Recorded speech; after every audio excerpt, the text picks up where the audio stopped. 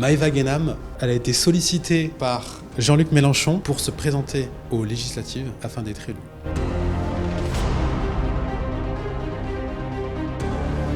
Quand t'as pas d'enfant, quand c'est pas dans ton système, tu trouves ça tout à fait normal. Quand tu fais ta première soirée à l'Elysée, à la fête de la musique, en talon barésie, tu vois, t'as pas les mêmes valeurs, t'as pas les mêmes priorités que la plupart des mères et pères de famille.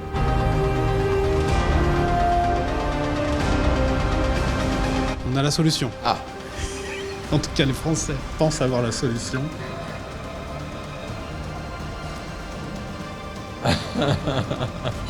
tu regardes pas un adversaire comme ça normalement.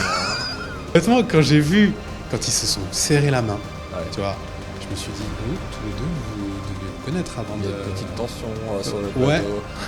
Si demain, tu te réveilles, tu regardes dans le miroir et tu dis, aujourd'hui, j'ai voté pour un mec et sa femme, eh ben écoute, si t'es à l'aise avec ça.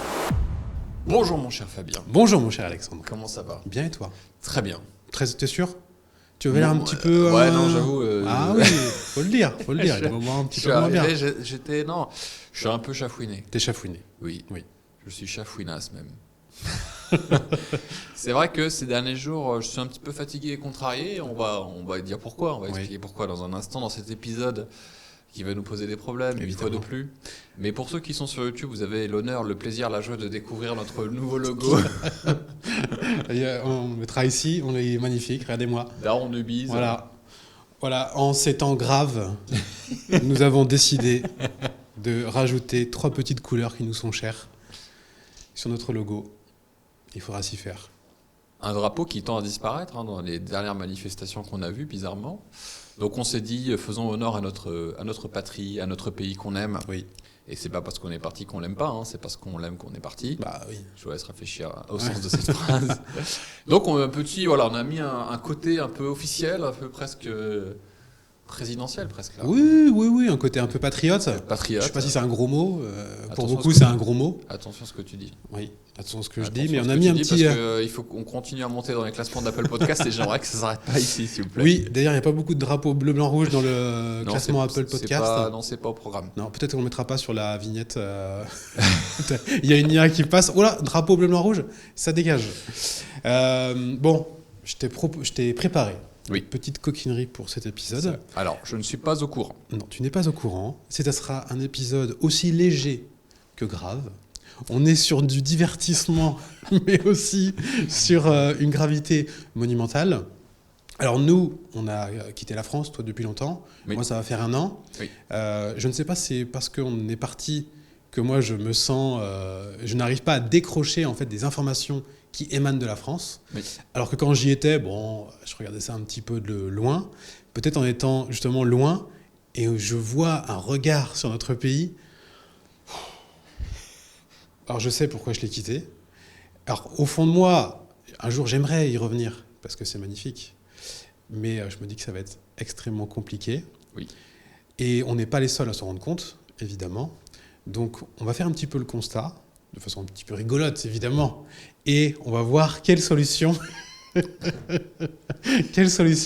est proposée aux gens pour remettre un petit peu notre pays sur la route, sur le droit chemin. Merci pour cette mise en contexte, mon cher Fabien. J'en rajoute pour dire quelque chose d'important, parce que je vois déjà les rageux rager. Oui. Donc, Daron du Biz n'est pas une émission politique. Non, pas du tout. C'est un podcast d'entrepreneurs, de liberté et de famille. Oui. Un podcast presque familial qu'on Oui. retrouvera sur Disney Oui. bientôt. Voilà, donc nous, on a bien sûr nos opinions, mais on n'est pas du tout militants politiques, on n'est pas du tout affiliés à aucun parti. Nous ne sommes inscrits à aucun parti politique. Non, tu as raison de dire, parce que quand on met le drapeau bleu, blanc, rouge... Les gens peuvent dire, bon, c'est une campagne pour Jourdan. Voilà, alors juste pour info, c'est le drapeau de la France. C'est ça. Juste ça. Quand je vais à Maurice, à côté de chez moi, il y a des travaux. Oui. Tu sais, ils font des gros travaux, donc c'est juste un chantier. Là, il y a un drapeau mauricien. Oui, mais un drapeau mauricien partout. Voilà. C'est comme en Suède. En Suède, tu sais, on est allé en Suède l'année dernière, il y a des drapeaux suédois dans tous les jardins des gens. Donc en fait, effectivement, il faut réhabiliter le drapeau français de façon neutre. C'est la France. Évidemment. C'est le pays qu'on aime. On fait des bisous. Exactement. Allez, c'est parti. C'est parti. Alors, on va faire un petit côté constat, d'accord? Avec des contenus photos, des contenus vidéo. Tu vas me dire ce que ça t'évoque. Je crains le pire. D'accord? Voilà. Alors, Chuton, voilà. Ça c'est le paysage politique français. Oui. Donc Sandrine qu'on embrasse. La consommation de viande est une des causes de ce qui se passe en Algérie, Espagne, Grèce, Chine, Arizona et partout. C'est quand il y a eu la sécheresse. Mhm. Donc c'était il y a un an. Se prendre en photo tout sourire avec un morceau de viande aujourd'hui, c'est cracher à la figure de celles et ceux qui fuient, brûlent, meurent de chaleur. Voilà. Ah. Je ne te demande pas encore de commenter.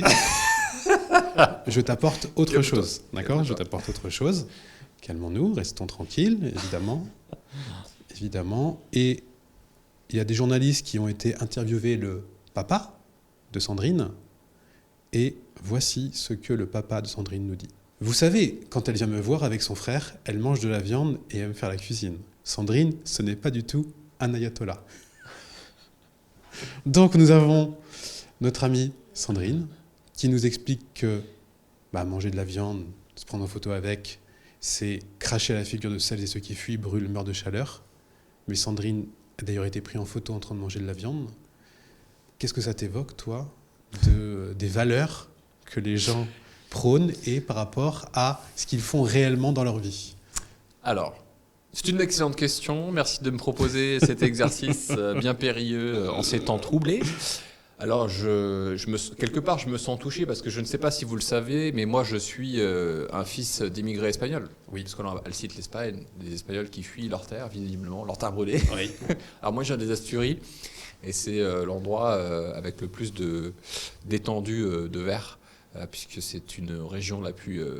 en plus d'être la plus pauvre d'Espagne, la plus pluvieuse. Oui. Donc, en fait, c'est un peu la Bretagne espagnole. C'est un peu la Bretagne espagnole. C'est ça. Donc, le réchauffement climatique n'est pas arrivé jusqu'ici, visiblement, parce que j'y suis retourné il y a quelques mois, et c'était toujours aussi vert.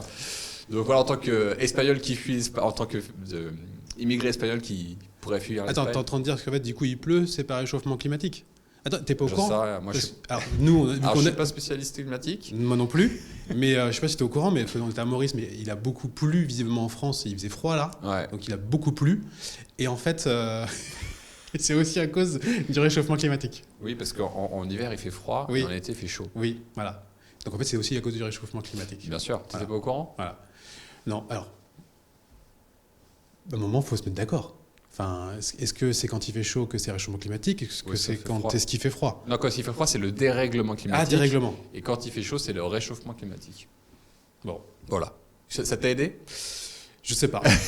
Alors pour Sandrine, donc moi mon avis sur les partis, surtout les partis de déglingo, donc comme ceci, c'est que je pense que chacun a besoin de faire du buzz, et je crois que son positionnement, elle, c'est de dire des conneries pour ça en fait. Ouais. Et je suis pas étonné que derrière elle mange du barbecue avec son papa. Ouais. De toute façon, c'est intenable. Tous ceux qui nous font des leçons de morale, et on en voit aussi nous dans notre métier, dans l'infoprenariat, etc. Il y a de plus en plus ce mouvement-là de leçons de morale dans cet instant-là où politiquement la France est troublée suite aux élections européennes. Et là, on ne sait pas encore ce qui va se passer pour les législatives. Donc là, c'est le bordel complet dans le pays. Et il y a des bonnes âmes très généreuses qui viennent nous éduquer sur LinkedIn et sur Instagram en nous disant qu'est-ce qu'il faut voter. Et surtout, attention, là, on est sur... un glissement irréversible du pays, donc vous les gueux qui ne savez pas réfléchir, on va vous apprendre à voter. Et ça c'est insupportable, ça me saoule, c'est insupportable en fait, parce que les gens, comment peut-on cracher à la gueule de millions de Français qui votent comme ils votent, mais depuis 10 ans, 15 ans, 20 ans. En fait, c'est un choix délibéré, c'est vraiment leur conscience, c'est ce en quoi ils croient, et ils en sont convaincus. Donc arrêtez de leur cracher systématiquement à la gueule en pensant que c'est des idiots qui votent comme pour rejeter... Tu vas trop loin, tu vas trop loin. Allons-y doucement. Après, non mais d'un sens comme dans l'autre. Hein. Il y a des gens qui ont des convictions dans les deux côtés, moi ça me va très bien. Bien sûr. Voilà. Bon, j'aurais peut-être un petit peu trop loin. Mais bon, pour en venir à tout ça, je vous conseille, je ne sais pas s'il est toujours supprimé, s'il existe encore ce compte parodique de Sandrine Rousseau qui s'appelle Sardine Rousseau, extrêmement drôle, et qui est encore plus réel que la caricature est encore plus vraie que... Mais tu sais, il y a une série là qui est passée sur Netflix. Où c'est, je sais plus comment il s'appelle cet acteur, c'est un black qui se fait élire président hein, ou un truc comme ça. Et en fait, il y a les caricatures des partis. Et il a les caricaturées tu vois, en mode écolo, mais qui va trop loin. C'est juste, mais magnifique, des conneries, quoi. J'aimerais qu'on remette un petit peu de contexte. Quand même. Allez. Parce qu'on n'a pas mis le contexte suffisamment. J'aimerais rappeler quand même qu'aujourd'hui, notre pays n'est pas content parce qu'on a eu ça. Reprise épidémique, il nous faut en même temps redoubler de vigilance. Tous les assouplissements, à un moment envisagés, seront donc reportés pour conserver les règles actuellement en vigueur. Même si je sais combien cela est difficile, le port du masque à l'école sera donc pour le moment maintenu. Ah, dommage. L'application des gestes barrières, qui protègent autant... Bon, j'ai envie de mettre pause ici. On doit quand même rappeler qu'il n'y a pas très longtemps, il y a des gens qui ont obligé nos enfants en France de 6 ans, donc 6 ans c'est ma conscience, elle a 7 ans aujourd'hui, Ouais. donc c'est encore 1 an avant, obligés à porter un masque à l'école. Ces gens-là sont au pouvoir. 2 fois. Comment c'est possible ? Ah, moi, là, tu me lances sur un sujet de cœur. Parce que je crois que, et c'est pas spécialement pour mettre en avant quoi que ce soit, mais je suis l'un des seuls infopreneurs francophones à avoir ouvert ma bouche continuellement pendant cette période-là. J'en veux pour preuve que j'ai fait une vidéo sur YouTube sur le pass sanitaire au tout début de son introduction en disant, et vous pouvez regarder la date, et vous regardez ce que je dis, que ce serait un pass sanitaire qui conditionnera nos libertés. C'est exactement ce qui s'est passé, parce que la douille est arrivée en disant « Vous inquiétez pas, ce ne sera pas un pass sanitaire, vous n'aurez pas besoin de vacciner pour aller faire vos courses, faire du café, etc. » Allez hop, tu vas prendre la douille. Donc je l'ai dit, allez voir. À l'époque, il n'y avait pas beaucoup de gens qui repartageaient bizarrement cette vidéo et sur mes stories sur Instagram. Après quelques mois plus tard, quelques années, oui c'est vrai, t'as raison quand même, machin, etc. On a vu la douille des triples et quadridosés. Hein. Puis là, en ce moment, c'est Moderna qui nous sort sa grippe / Covid. Allez-y, à acheter et de offert. Donc on continue bien le petit business, sachant que la plupart des vaccins, en tout cas des vaccins les plus connus, ont été arrêtés mystérieusement. Oui, oui, mais pour des parce que oui, mais non, mais c'est pas ce que tu crois. Ah, c'est oui, parce oui. que Apparemment, il est dangereux quand même, finalement. Ah bah oui, mais après en avoir vacciné des millions. Moi, je me souviens, parce que moi aussi, je parlais beaucoup de ça, parce que en fait, il y avait une restriction des libertés, et c'est le truc qui m'insupporte le plus. Et aujourd'hui, ça me fait, on va y venir après, mais ce qui me rend encore plus dingue dans notre pays, c'est que les gens parlent de attention, on va perdre toutes nos libertés, mais espèce de petite saloperie, en fait, tu nous as obligés à avoir un pass sanitaire, donc soit se mettre un truc dans le nez qui t'éclatait le nez, moi je me suis fait éclater le nez plusieurs fois, je suis très fragile, soit tu te fais vacciner contre un truc dont on ne sait pas d'où il sort, qui a prouvé son inefficacité totale, c'est même plus un débat. Et à l'époque, forcément, vu que je prenais la parole, il y a des gens qui venaient m'écrire en message, et le nombre de personnes qui se sont me dire « Ah, je connais un tel qui a fait une thrombose ». Tu vois, et une thrombose, c'est quand même assez grave, les gens en meurent. Et aujourd'hui, ça y est, c'est avéré que le vaccin AstraZeneca augmentait le risque de thrombose. Donc des gens sont morts avec ce vaccin. Alors après, on va dire, oui, mais c'est la balance bénéfice-risque. C'est vrai. Donc en effet, quand tu as plus de 50-60 ans, que tu es à risque, que tu es obèse, bah, peut-être qu'il faut te vacciner, peut-être que c'est peut-être mieux. Mais quand tu as 11 ans, c'est-à-dire que mon fils, il en a 12 là. Non, mais tu vois, s'il veut aller au camping, il aurait fallu qu'il se vaccine et donc mettre sa vie en danger. Et ces gens, aujourd'hui, nous parlent de liberté. Non mais... Il faut qu'on passe à un autre sujet, parce que déjà, je pense aux gens qui ont vacciné leurs enfants, je vais me taire. Mais... Bref, moi j'ai fait le taf pendant cette période-là. Vous regardez tout ce que j'ai publié, tout ce que j'ai fait, etc. Je suis droit dans mes bottes, droit dans mes convictions. J'en ressors avec le derrière fatigué, mais avec les honneurs, et je peux me regarder dans un miroir. Et la plupart des gens ont mis de côté tout ça, mais non.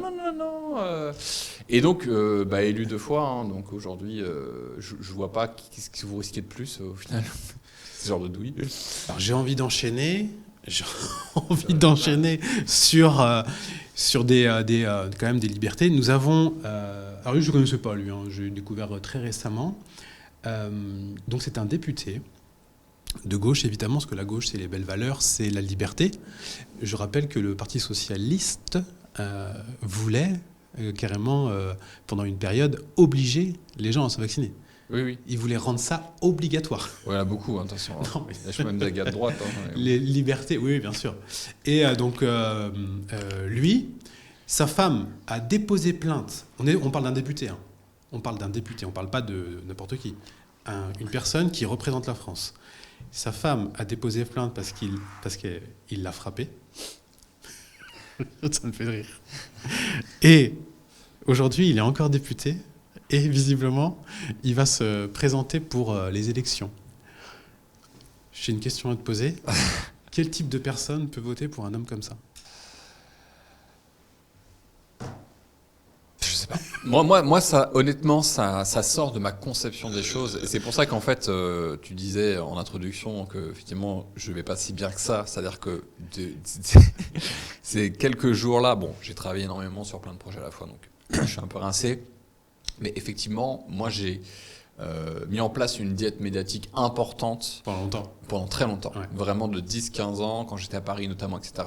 Et je n'ai plus ouvert un Figaro ou, j'allais dire Libé, non, je ne vais pas déconner non plus, ou autre chose, parce que c'était volontaire. Je voulais m'extirper de tout ça, parce que nous, ce qu'on promeut, c'est la liberté par l'entrepreneuriat, spécifiquement sur Internet via les formations en ligne.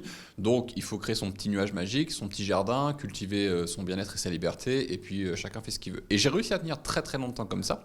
Et en fait, depuis que je suis devenu père et que je me suis expatrié à l'île Maurice, j'ai une espèce de conscience, je ne sais pas si on peut appeler ça une conscience politique, mais une conscience de ce que va devenir notre pays et de se dire, mais attends, parce que là, c'est quand même compliqué. Ça veut dire que plus jamais de la vie, je pourrais rehabiter en France ou revivre en France. Qu'est-ce qu'on va laisser à nos enfants et tout ça. Donc, j'ai commencé à regarder les médias et tout. Et en fait, tu mets le doigt dans la prise. C'est surtout à ne surtout pas faire. Et je trouve qu'il n'y a aucun espoir nulle part, en fait, que tout est...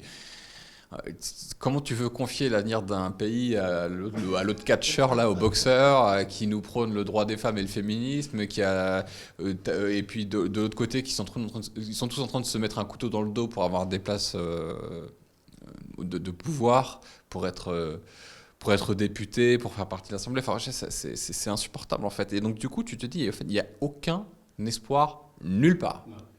Nulle part, mais vraiment. Et là, en fait, il faut continuer à faire ce qu'on a toujours fait. Et je vous encourage, parce que là, on rigole, on fait des cons avec ça, mais franchement, c'est vraiment triste, parce que c'est à un point, c'est tellement pathétique que ça en est triste à mourir. Et donc, du coup, ça m'a plombé. Donc là, j'essaye, avec cet épisode-là, ce sera la dernière fois, j'essaie de m'extirper de tout ça et de te focaliser sur, finalement, ce qui m'apporte le plus de bonheur, le business, la liberté de la famille. Et je dis à tout le monde, parce que là on en rigole, mais voilà, déjà la période du Covid, ça ne m'a pas fait vraiment rire. Cette période, je pense, risque de ne pas nous faire rire beaucoup non plus, mais focalisez-vous sur votre projet. Ouais. Mais vraiment, vraiment, parce que là ça pue à fond, mais parce que le pays n'a jamais été autant divisé que ça. Et donc de toute façon tout est illisible, ils sont tous complètement dingos, mais lancez-vous, quoi. Faites votre business, faites votre truc, parce que franchement ça va être très compliqué, et créez votre propre système, barrez-vous s'il faut vous barrer, et voilà. Ouais. Non mais t'as raison, hein, évidemment. Alors, je spoil un peu la suite du podcast. Tu t'as spoilé un petit peu, mais c'est pas grave. J'aimerais enchaîner avec aussi celle-là que je trouve quand même incroyable.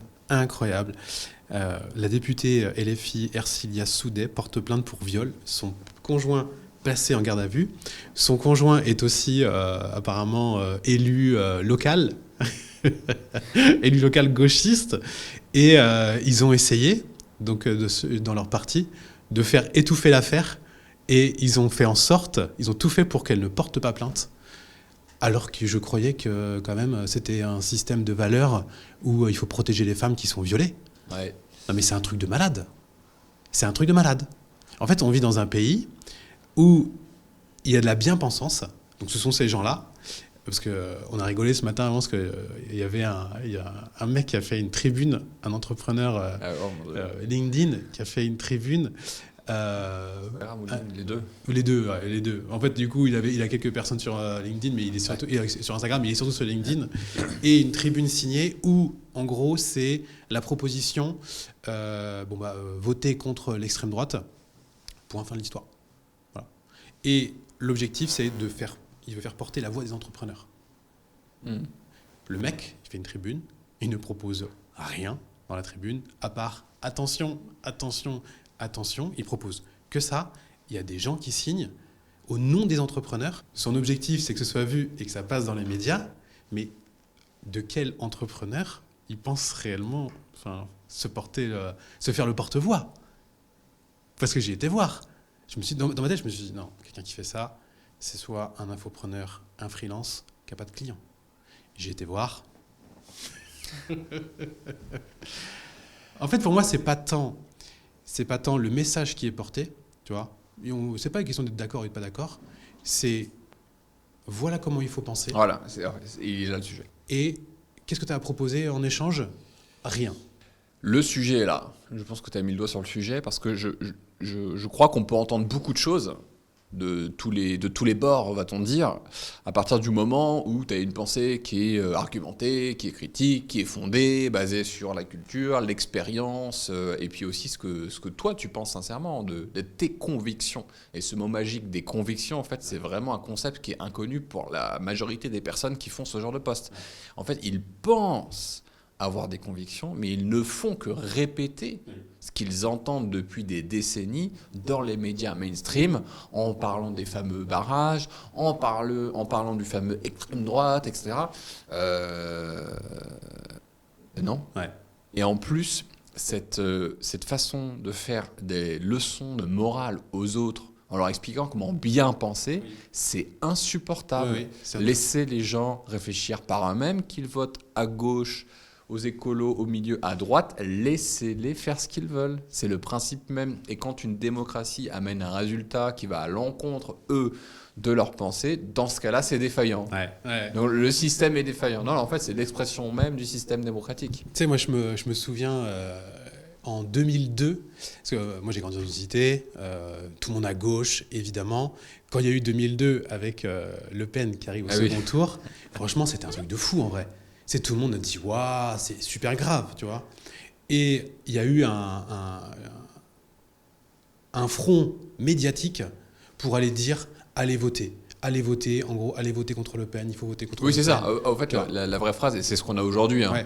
Quand les gens disent il faut se réveiller, il faut aller voter, virgule à gauche. Oui, évidemment. Non, mais c'est ça, en fait. On l'a à chaque fois. Mais le plus virulent, c'était en 2002. C'est vraiment en 2002. Et moi, je me souviens de mon père, qui est un homme de gauche, mais depuis toujours. Mais il était outré, alors que évidemment, il n'a jamais voté Le Pen. Il était hors de question que Le Pen soit élu en 2002. Mais il était outré, et même d'autres personnes étaient outrées, que l'ensemble des médias puissent aller dire aux gens voilà ce que vous devez faire. En fait, si ce mec-là, c'est un fasciste, un raciste, ou tout ce qu'on veut, en fait, il faut l'interdire. Il a rien à faire à se présenter aux élections.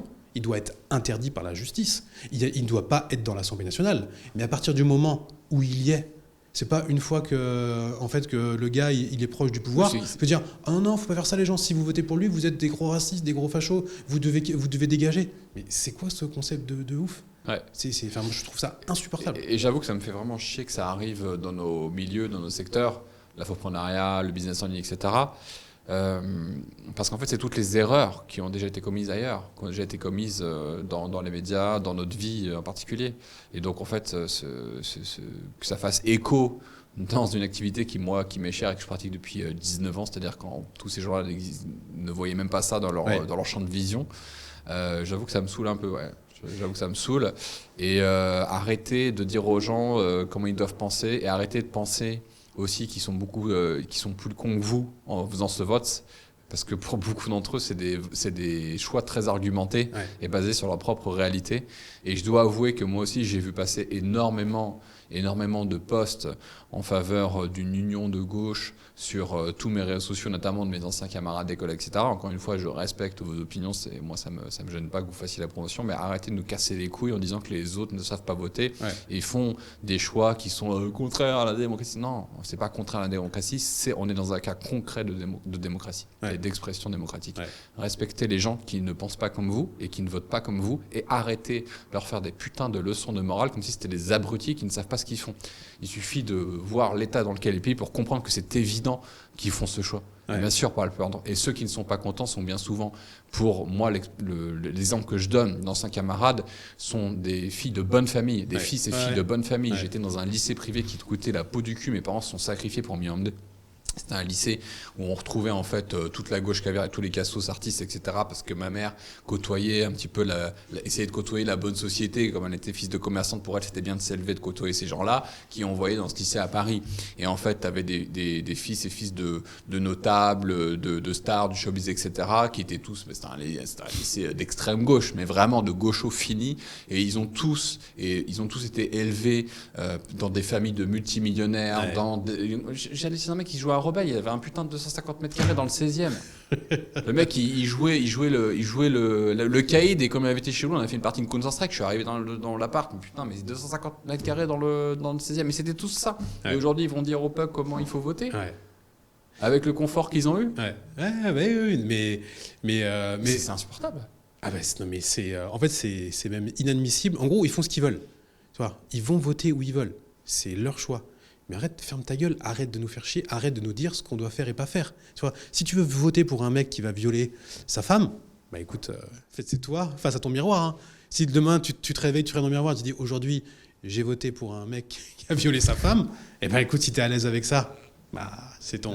Let's go. Tu vois, mais moi je veux pas te dire ne va pas voter pour un mec qui va violer sa femme. Enfin, évidemment. Je ne veux pas le faire. Évidemment, je pense qu'il ne devrait pas le faire. Mais je ne vais pas aller le faire chier en disant « Non, il ne faut pas que tu fasses ça ». En fait, il y a quand même une justice encore en France. Si la personne, elle se présente ou elle a le droit de se présenter, qu'on soit d'accord ou pas avec les règles, il y a des règles à respecter. Moi, par exemple, je trouve qu'on devrait mettre des règles au niveau des gens qui gèrent la politique. C'est qu'on a un nivellement par le bas dû aux réseaux sociaux, qui, en fait, les réseaux sociaux, c'est un truc que les jeunes savent maîtriser. Donc tu as des personnes qui n'ont même pas 30 ans, qui maîtrisent très bien les réseaux sociaux, qui n'ont pas d'enfants, qui n'ont rien fait de leur life, et en fait qui sont capables de manipuler, qui connaissent le copywriting, et qui nous sortent des sujets, des débats sur fais une tribune pour X, pour machin.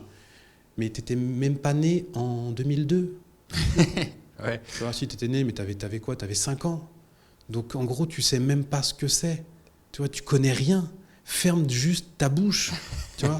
Et même quand on voit les élections européennes, le plus vieux, il a 44 ans. Ouais, il a 44 ans. Mais c'est un truc de fou. Oui, parce que le mâle blanc de plus de 50 ans n'a pas trop la cote en ce moment. Non, c'est compliqué, tu vois. Et la plupart n'ont pas d'enfants. Ouais. C'est-à-dire que la plupart des gens ont été votés pour des têtes de liste de personnes qui ne sont ni mères de famille, ni pères de famille. C'est un vrai sujet, ça. Et c'est pour ça qu'on a un président va-t-en-guerre. Parce que quand tu n'as pas d'enfant et que tu veux père de la nation, en fait, si tu n'es pas déjà père tout court, tu ne sais pas ce que c'est que d'être père de la nation. Mais non. Parce que tu sais que les vies sont précieuses et tu sais que chaque parole de trop, chaque mot mal pesé peut générer un conflit mondial à la portée dramatique. Oui, parce qu'en fait, les gens pensent qu'au niveau, à ce niveau-là, les mecs sont tellement intelligents, ça se passe tellement bien, enfin, ils savent gérer. Mais absolument pas. Absolument pas. Et je pense que quand tu as enfanté, je pense que quand tu as la responsabilité d'être père, d'être mère, tu sais à quel point tout ça est précieux. Et tu sais à quel point l'enjeu est de taille. Tu vas pas t'amuser à dire on va mettre nos gars dans le front, on va les former, on va vous donner des F16 maintenant. Tu fais pas ça. Non. Tu sais pas ça. Moi, mon fils qui a 12 ans, dans 6 ans, je le vois pas en Ukraine sur le front. Non, ça va pas être possible. On va trouver une solution, les gars. On va trouver une solution. Va s'asseoir. On va pas. Mais quand t'as pas d'enfant. Oui. Quand c'est pas dans ton système, tu trouves ça tout à fait normal. Quand tu fais ta première soirée à l'Elysée, à la fête de la musique, dans ta Lombardie, tu vois, t'as pas les mêmes valeurs, t'as pas les mêmes priorités que la plupart des mères et pères de famille qui font tout pour élever leurs enfants, pour faire en sorte qu'ils deviennent apportent de la valeur dans les années futures et que tout ça se fasse dans l'amour, l'harmonie et dans les belles valeurs. Ouais. Et tu sais que pour les législatives, si tu as égalité de voix, comme ça peut arriver en fait dans des petits endroits et tout, bon, peut-être pas législative, mais enfin ça doit être rare, je pense qu'il y a vraiment une égalité parfaite. Mais s'il y a une égalité parfaite, sais-tu qui l'emporte ? Non, je sais pas du tout. Le plus vieux. Tu vois ? En fait, ça paraît logique. Ouais. Le plus vieux, tu as plus d'expérience quand même. C'est vrai. Tu peux pas te présenter à avoir 25, 26, 27 ans. T'as pas d'enfant. Enfin, il faudrait avoir un cadre. Déjà, je me rappelle quand Sarkozy il avait été élu, c'était le plus jeune président de la République à 50 et quelques balais. Ouais, Déjà, putain, il y a un gamin qui dirige la France. Ouais, mais nous, on a voté pour un mec à 37 ans. Ouais. Mais c'est un truc de fou. Et 37 ans, à la limite, si tu as déjà un peu d'expérience de la vie, que tu as créé des entreprises, que tu as fait faillite, que tu as eu des enfants, que tu as eu machin, bon. Mais c'est trop jeune. C'est pas les mêmes 37 piges que l'autre qui nous enferme avec des masques sur le nez, etc. Alors déjà, tu as raison, c'est même pas 37 piges. Sauf que si à 37 piges, tu as fait ça, bah du coup, tu seras très mûr pour 50 ans, tu vois. Ah bah complètement. Tu vois, gérer. Bien sûr. Donc, et je pense que des mecs qui ont quand même 50 ans, qui ont aussi fait des choses, pour moi, peu importe de quel bord ils sont, je pense qu'ils sont plus habilités qu'un mec qui a 30 ans, qui a 40 ans. Oui, je suis assez d'accord. Je suis assez d'accord avec ça. Après, c'est un discours de boomer, encore une fois, ce qu'on a, mais bon, c'est un peu... Excusez-moi d'être dans le réel aussi, à un moment donné. Mais encore une fois, je pense que tous les 37 ans n'est pas 37 ans, 37 ans n'égale pas 37 ans pour tous.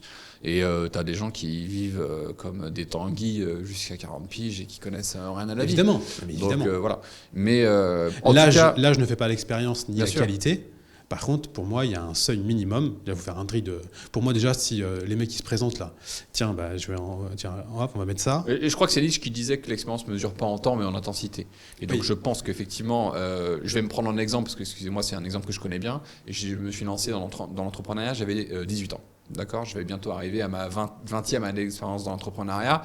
Et évidemment que j'ai vécu une quantité d'affaires. J'ai même été en procès avec mon meilleur ami. J'avais un de mes meilleurs amis, il avait 22 ans, 23 ans. Donc je pense que dès que tu commences comme ça, si tu veux, et toutes les dingueries, on en a parlé aussi dans le podcast, forcément, quand tu arrives à 37 piges, bon, déjà, tu es un peu plus fatigué que les autres. Évidemment, mais tu as le cuir un peu plus tanné. Ah oui, je pense que tu sais aussi un minimum de quoi tu parles. Donc, et moi, là, je donne l'exemple, mais il y a des gens qui sont bien plus intéressants et bien plus profonds dans leur vécu. Donc c'est pour ça que... Déjà, moi, j'ai un problème avec les gens qui... Père de la nation, c'est père. Je suis désolé. Et les gens qui diront ce qu'ils veulent dans les commentaires, mais pour moi, c'est ça. Tu peux pas être père de la nation si t'es pas père tout court. Voilà, discours... Je suis désolé, c'est ce que je pense. Et ça se ressent. Ah bah évidemment. Mais ça se ressent, le manque d'empathie dans la vidéo là, d'annonce. Oui, c'est l'hiver et ça va être compliqué. Oui, mets tes chaussettes, mets ton écharpe, ton masque et prends 3-4 doses. Ça pue le fake en fait. Tu vois que là, en fait, tu vois que c'est... Tu le sens pas concerné en fait. Il y a un véritable flagrant manque d'amour et d'empathie dans son discours. Et même dans les conflits qu'on a là en ce moment, ça se transpire. Ouais, en fait, non, mais il nous met en danger. Dans la merde. Ah, il nous met dans la merde. Ah oui, il met en danger. Mais moi, j'appelle tous les parents qui nous écoutent. Comment vous vous sentez lorsque vous entendez ce genre de discours ? Et ne croyez pas à la douille, parce que je le vois aussi, ça. Ouais, mais ils défendent nos libertés. Non. Quand t'envoies des F-16, quand t'envoies des instructeurs français sur le terrain et que tu dis à demi-mot que tu veux aussi envoyer des hommes, non, tu défends pas tes libertés. On met les deux doigts dedans. Les deux doigts dedans. Et en face, c'est Vlad. Et c'est des mecs qui sont câblés autrement que nous. D'accord ? Donc, la guerre, c'est sale et c'est horrible et ça arrive bien plus vite qu'on ne pense. Comment vous vous sentez, vous, quand vous entendez ça ? Moi, j'ai peur pour mes enfants. Moi, je vois, et j'ai vu par hasard des images de guerre sur Twitter, mais c'est atroce, surtout aujourd'hui. Une guerre aujourd'hui, vous mourrez, tu meurs abattu par un drone à 2 ou 3 kilomètres. Tu sais même pas qui t'a tué. Et c'est horrible. Et tu meurs seul dans un putain de trou dans une forêt, comme une merde. C'est atroce. Les gens oublient la réalité de la guerre. Il faut tout faire pour éviter une guerre. Bah en fait, c'était il y a longtemps la dernière. Pour nous. Et donc, mais ils ont oublié ça. Sauf que c'était nos grands-parents, aujourd'hui, ils sont nés pendant la guerre, donc eux, ils ne l'ont pas vécu, tu vois. Donc leurs parents à eux ou leurs grands-parents en portaient les stigmates. Donc évidemment qu'ils leur partageaient ça et que c'est fini maintenant, ça y est, ça n'arrivera plus. Mais vu que ces générations, en fait, déjà sont de moins en moins éduquées, c'est-à-dire qu'ils n'ouvrent même plus un putain de bouquin d'histoire, tu vois. Ils ne connaissent même pas l'histoire de France. Donc en fait, ils ont un comportement... Alors, ils ne veulent pas faire la guerre, tu vois. C'est pas, ils sont on va faire la guerre, mais ils ont un comportement qui amène qui est inéluctablement extrêmement à la guerre, tu vois. Alors que quand tu connais les dangers de la guerre, quand tu vois l'histoire, comment est arrivée la première, la deuxième, ou même même la guerre avec la Prusse en 1870, quand tu connais ça, mais tu fais attention en fait. Tu veux pas que ça revienne. Et je voulais te partager Allez, un ton un peu moins grave. un ton un peu moins grave. Je sais plus pourquoi ce que tu avais dit, je voulais le mettre. Alors, je connaissais pas cette influenceuse, elle a quand même pas mal d'abonnés, hein, elle a des millions d'abonnés, je crois. Comment elle s'appelle? Maëva Guénam. Ouais, j'ai entendu parler. Elle a été sollicitée par LFI, donc par Jean-Luc Mélenchon, pour se présenter aux législatives afin d'être élu. Attends. Qui doit se présenter aux législatives? Alors attends, déjà pour remettre un tout petit peu de contexte, hier midi je suis avec Amélie, ma femme, on mange ensemble tous les deux, à la Mandrinette, amis mauriciens, aller manger à la Non, on n'y allait Mandrinette. pas. Non, on n'y allait J'ai pas, envie d'être sinon ça allait tranquille. être blindé. Ah d'ailleurs, parce que là on est sur un ton Oui. hyper grave depuis tout à l'heure. C'est un conseil de guerre le bordel. On va faire une vidéo spéciale. Oui. On va faire un nouveau format de vidéo sur ce podcast et on va vous faire découvrir un peu l'envers du décor et on va vous amener faire une dégustation culinaire autour de conseils business et il y aura sûrement la mandrinette dedans. Oh, il y aura la Il y Mandrinette. aura la Il y aura mandrinette. la Mandrinette. Bon, voilà, juste petit teaser pour argumenter un petit peu, agrémenter, plus qu'argumenter nos podcasts, je voulais juste le dire, Oui. pour détendre un peu l'atmosphère. Oui. Voilà. Et d'ailleurs, j'ai croisé quelqu'un à la Mandrinette. Ah oui. Oui, alors j'ai pas parlé, mais quelqu'un qui en a eu quelques petits déboires. Non. Si. T'as pas été la voir? Non, je me suis dit, on va rester tranquille. Ok, très bien. Donc, on est tous les deux avec Amélie. Donc forcément, on parle d'autres sujets en fait que quand on est avec les enfants. Quand on est avec les enfants, on parle avec les enfants. Donc là, elle me demande en gros un petit peu, c'est quoi ce qui se passe en ce moment en France, qu'elle voit bien des trucs et tout. Ça, pour moi, c'est la meilleure posture. Bon, qu'est-ce qui se passe en ce moment? Ouais. Parce que moi, tu dors bien. Ouais, c'est elle bien. en a rien à carrer, c'est pas son truc, donc elle dira jamais à quelqu'un ce qu'il doit faire. Elle vit sa vie et de toute façon, elle a aucun impact. Minimum sur. En fait, le meilleur impact qu'elle a sur elle et sur les autres, c'est de continuer sa vie sans être touchée et incarner qui elle est. Elle fait du sage. Hein. Elle fait du contenu sur les réseaux, ça influe les autres. Enfin, c'est le meilleur moyen. Bon, elle vote pas, elle en a rien à carrer. Enfin, elle votait avant, mais quand elle s'y intéressait, parce qu'il faut savoir que quand on était. Elle a quand même voté et s'y intéressé un peu. Ah oui, quand on était étudiant, moi j'étais abonné aux Échos, le journal Les Échos. Elle était abonnée au Monde. Elle le lisait tous les jours et tout. Ah ouais. Ouais. Et puis, à un moment, tu te rends bien compte qu'en fait, quand tu es Tu impliqué. t'es abonné aux Échos, tu votais ma mère.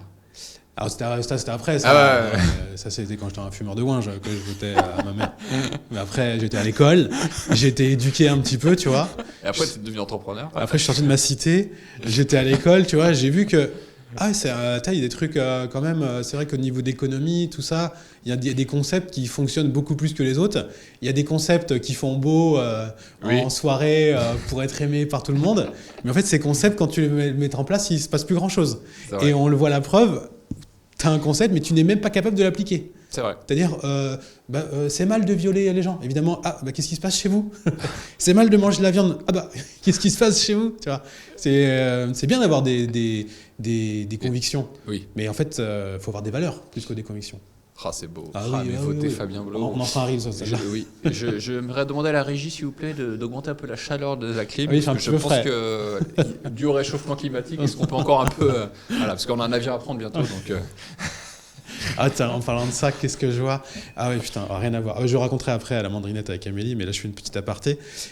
Vu que maintenant on est sur les listes électorales de l'étranger, moi je découvre, c'était extrêmement simple pour m'inscrire. En France, il faut aller à droite, à gauche, je sais pas quoi. il faut juste s'inscrire au consulat, se déclarer comme Français de l'étranger. T'envoies un mail, c'est simple, 10 minutes plus tard, voilà, c'est bon, ouais, ta carte tu te fais machin. spammer et j'ai essayé de me désabonner de toutes les listes email, Ouais. de tous les spams politiques que je reçois depuis que j'ai voté une seule fois dans toute ma vie, qui était aux dernières élections présidentielles. Et vous imaginez bien contre qui c'était. Je suis spammé. Ah ouais. Alors que tu cliques sur des inscrits. Ouais, sur les inscrire. Non. Et maintenant, je suis en mode spam maintenant. Ce site un spam. Ah, c'est insupportable. Putain, alors J'arrive pas à me nous désinscrire. qui sommes entrepreneurs, imagine nous on fait ça. On se chope un petit courrier de la CNIL et des problèmes. Eux, ils représentent la France. Ouais. Ils nous spamment. Non mais c'est insupportable. Je me suis désabonné 20-30 fois, ça continue d'arriver. Ah ouais. RGPD, mais pas pour l'État. Et donc hier, je reçois un mail des écolos. Des écolos de l'étranger. Tu vois, parce qu'on a vu, on fait partie des Français de l'étranger. Oui. Des écolos C'est français la de 10e l'étranger. circonscription. Et évidemment, aucune proposition. hein, évidemment. C'est juste barrière. Faisons barrière. C'est un tu beau vois, programme, compagnie. ça. Ouais, un très excellent programme. Ne votez pas pour eux. Voilà notre programme. Ne votez pas pour eux. Ok, bisous. Mais pourquoi Voilà. ta gueule. Non, c'est trop compliqué. Franchement, ils savent même pas pourquoi. Ils sont incapables de l'expliquer d'ailleurs. Il faudrait répéter ce qu'on leur dit. Exactement. De faire. Et donc, je me suis dit dans ma tête, mais écolo de l'étranger. Mais comment tu rentres en France? Non mais c'est un truc de fou en fait. Notre cameraman est scandalisé. Ouais. Non mais écolo de l'étranger. Mais ferme ta gueule. Emirates, ça. Non, Avec les Mais c'est Émirats, quoi c'est bien ça. Mais c'est Une fou. une petite économie pétrolière. Je te jure, j'ai été voir les mecs, mais il y en a un qui est aux États-Unis. Mais gars. Alors peut-être que à ma décharge, il a été en bateau, tu vois, avec sa famille. À la rame. Je sais pas, peut-être qu'il a été en bateau, peut-être qu'il ne rentre jamais en France, tu vois, et qu'il vit maintenant une vie d'écolo aux États-Unis, tu vois. Enfin, Je me permettre d'avoir un doute. je sais pas. Enfin, c'est comme nous. Alors, nous, quand on est en France, on fait attention. On n'est pas des écolos. On a notre petit compost, on fait attention, on fait nos petits trucs C'est et déjà tout. bien, un compost, Oui, c'est déjà mais je c'est prends dans le 3. top 1% là. Hein. On est 5 à prendre 3 fois l'avion par an, Oui. à traverser la planète. Enfin, évidemment, je ne vais pas m'inscrire sur une liste écolo. Je fais mon truc, je dis rien. Tu vois, c'est bien à ma petite échelle de faire mon truc pour l'environnement, enfin pour l'écologie locale. Et je déglingue la planète en CO2. Qu'est-ce que je vais donner? Qu'est-ce que je vais aller devenir militant écolo? Enfin, ça me paraît lunaire. Donc, c'est parce que fait Greta. Greta, elle fait ça aussi, elle? Elle voyage tout le temps partout en avion, Oui, dans toutes les conventions à travers la planète. Oui. Oui. Je crois qu'on a déjà parlé, il y en a aussi une écolo qui était en Guyane pour aller célébrer un arbre. Bah oui. Logique, non? Quel est le problème? Ça, je te jure, il y a des gens qui votent. Non mais c'est... Donc hier, je suis avec Amélie, elle me demande en gros qu'est-ce qui se passe et tout en ce moment. Elle me dit, il y a eu les européennes, tu vois. À la limite, elle savait. Alors je lui dis, voilà, ce qui se passe, machin, tout ça, tac, tac, tac. Elle fait, ouais. Alors je lui dis, par contre, le paysage politique en France, ça devient extrêmement comique. Parce que de tous les bords, sur ces nimpes de gauche à droite, ils sont tous en train de se tirer dans les pattes, trahison. À gauche, alors je lui explique un petit peu toutes les photos que je t'ai montrées là. Et elle me dit, ah non, il y a ça, ah non, il y a ça et tout. Et elle hallucine, tu vois, et elle finit par me dire, mais en fait, ça se trouve, dans quelques années, en fait, on va avoir des influenceurs, tu vois, qui soient en politique. Ouais. Parce que vu qu'ils ont des réseaux, les gens, ils regardent ça sur Internet, ils vont voter pour eux. Hier soir, je rentre à la maison, qu'est-ce que je vois? Maëva Guénam, elle commence par Allah. Ah. Par Allah, j'ai fait la vidéo. Par Allah, alors on va dire par Jésus, c'est mieux. Donc par Jésus, on m'a proposé de devenir, en gros, de mettre pour être député. Et évidemment, elle glisse un petit, voilà la vérité, je crois que je vais le faire. Il manquait wesh, elle n'a pas dit wesh. Elle n'a pas dit wesh. Elle n'a pas dit wesh. Ah, si elle n'a pas dit wesh. Elle n'a pas dit wesh. C'est Elle pas demande validé. quand même à sa communauté la vie, tu vois. Oui. Parce qu'elle, c'est une lionne et qu'elle, attends, elle va faire de la politique. De la politique. La politique, elle va faire de la politique. Elle n'a pas dit voilà. Non, elle n'a pas dit wesh. Pardon. Elle va faire de la politique. Et elle a été vraiment... Alors, c'est dire, je pense qu'elle n'a pas un QI assez développé pour créer cette histoire, tu vois. Ouais. Il y a vraiment un parti politique en France qui l'a contactée pour qu'elle se présente. Ah, pour qu'elle se présente. Oui. Pas pour qu'elle fasse des stories pour promouvoir. Mais non. Ah putain, j'avais pas capté. Mais non. Pour qu'elle-même se présente. Mais oui. Non, qu'elle fasse des stories, ça, on est d'accord. Tu vois. J'avais pas capté. Pour qu'elle se présente aux législatives. Moi, je pensais qu'elle devait faire des placements de produits et les filles, quoi. Non. Ou je sais pas quoi. Non, pour qu'elle se présente. Ouais, c'est un truc de fou. Putain, c'est lunaire. Ah, on en est là, quoi. Je pense que les Russes, évidemment, qui s'ingèrent dans oui, notre mais là, politique. ils se régalent. Mais les gars, je pense que c'est du caviar. je pense qu'ils ont même pas. Ils ont rien à faire. Non, mais ils ont même pas pensé à ça. Ouais. Ça va trop loin. Enfin, je veux dire, Et les mecs, ils avaient dit les gars, quand ils se réunissent. amène la vodka, amène, vas-y. On va rigoler. Non, mais c'est un truc de fou. Ah, c'est lunaire. J'avais pas compris. Moi, en fait, je me dis, tu m'en as parlé ce matin, je dis, oui. Ils l'ont contactée pour qu'elle fasse des stories. Non. Aller voter, Non. machin, etc. Non, pour qu'elle se présente. Oui. On va faire de la politique. Franchement, les filles, vous me connaissez. Moi, je vais me battre. Je vais pas être avec les riches, je vais être avec les pauvres. Alors que on la connaît pas, mais j'imagine vu qu'elle a des quelques millions d'abonnés. Bon, elle banque à mort, tout défiscalisé À Dubaï, donc bon. 9%. 9% au-dessus de 90K. Ah. Donc ça reste un petit peu de... Et donc voilà. Voilà, écoute, on a tiens, si je te propose ça. Alors, un autre député qui, en fait, a envoyé un courrier à la présidente de l'Assemblée nationale pour lui demander, en fait, de résilier les contrats avec Bouygues Télécom parce que ça appartient à TF1, Martin Bouygues et tout machin. Le truc est bourré de fautes d'orthographe. Alors... Courrier officiel de député. Je ne sais pas de quoi dire, Fabien. Parce que... Ça échappe tellement à la réalité, je ne sais pas. Quand est-ce qu'on arrête le massacre ? En plus, c'est doublement inexcusable. En fait, pour au moins 2 raisons, mais je pense qu'il y a beaucoup plus que ça. C'est qu'effectivement, quand tu as un représentant de l'État, mais je veux dire, il y a un minimum, quoi. C'est comme le permis de conduire. Oui. Et la deuxième chose, de la part de quelqu'un qui n'a pas de permis, la deuxième chose, c'est qu'il y a ChatGPT. Tu vois, si jamais tu remplis pas le premier critère, au pire, tu vois, tu utilises ChatGPT. Mais là, en fait, c'est doublement condamnable. Mais non, mais c'est un truc de fou. Mais encore une fois, que ce soit Louis le dealer ou autre chose. Ouais. Donc, c'est pas... Non, mais c'est incroyable. Comment En plus, il l'a mis sur son Twitter. Donc, il a tweeté ça. Ça s'adresse à la présidente de l'Assemblée nationale française par un député. Le mec écrit avec des fautes d'orthographe. Est-ce que c'est pas une honte ? En fait, quand je vois ça, pour se présenter, il faut leur faire déjà un test de QI, un test de connaissance. Oui. Peut-être pas de QI, parce que Alors le QI, ça serait pas démocratique.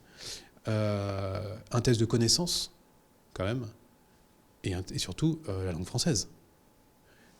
Quand tu es illettré à ce point-là, quand tu écris aux yeux O-A-U, comment tu peux être élu député ? Et 2, tu le postes sans vérifier. Envoie-le à ta mère. Envoie-le à ta mère pour qu'elle corrige les fautes. Envoie-le à ta mère. Non, mais c'est vrai. Alors, le réflexe, je me souviens, nous, c'est ce qu'on faisait quand on a commencé, quand on a commencé le blogging il y a 10 ans. Oui.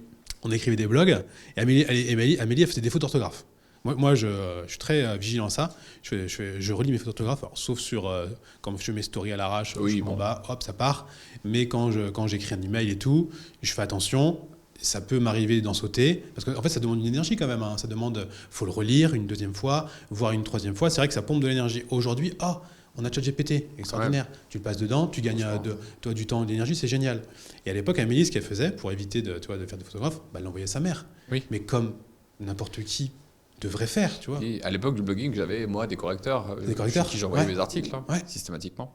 Et petite pépite, comme c'est rigolo de se plaindre, mais parsemons tout ça de pépites. J'aimerais citer le docteur Fanny. Je suis désolé, j'ai mal prononcé le nom de famille, je m'excuse par avance.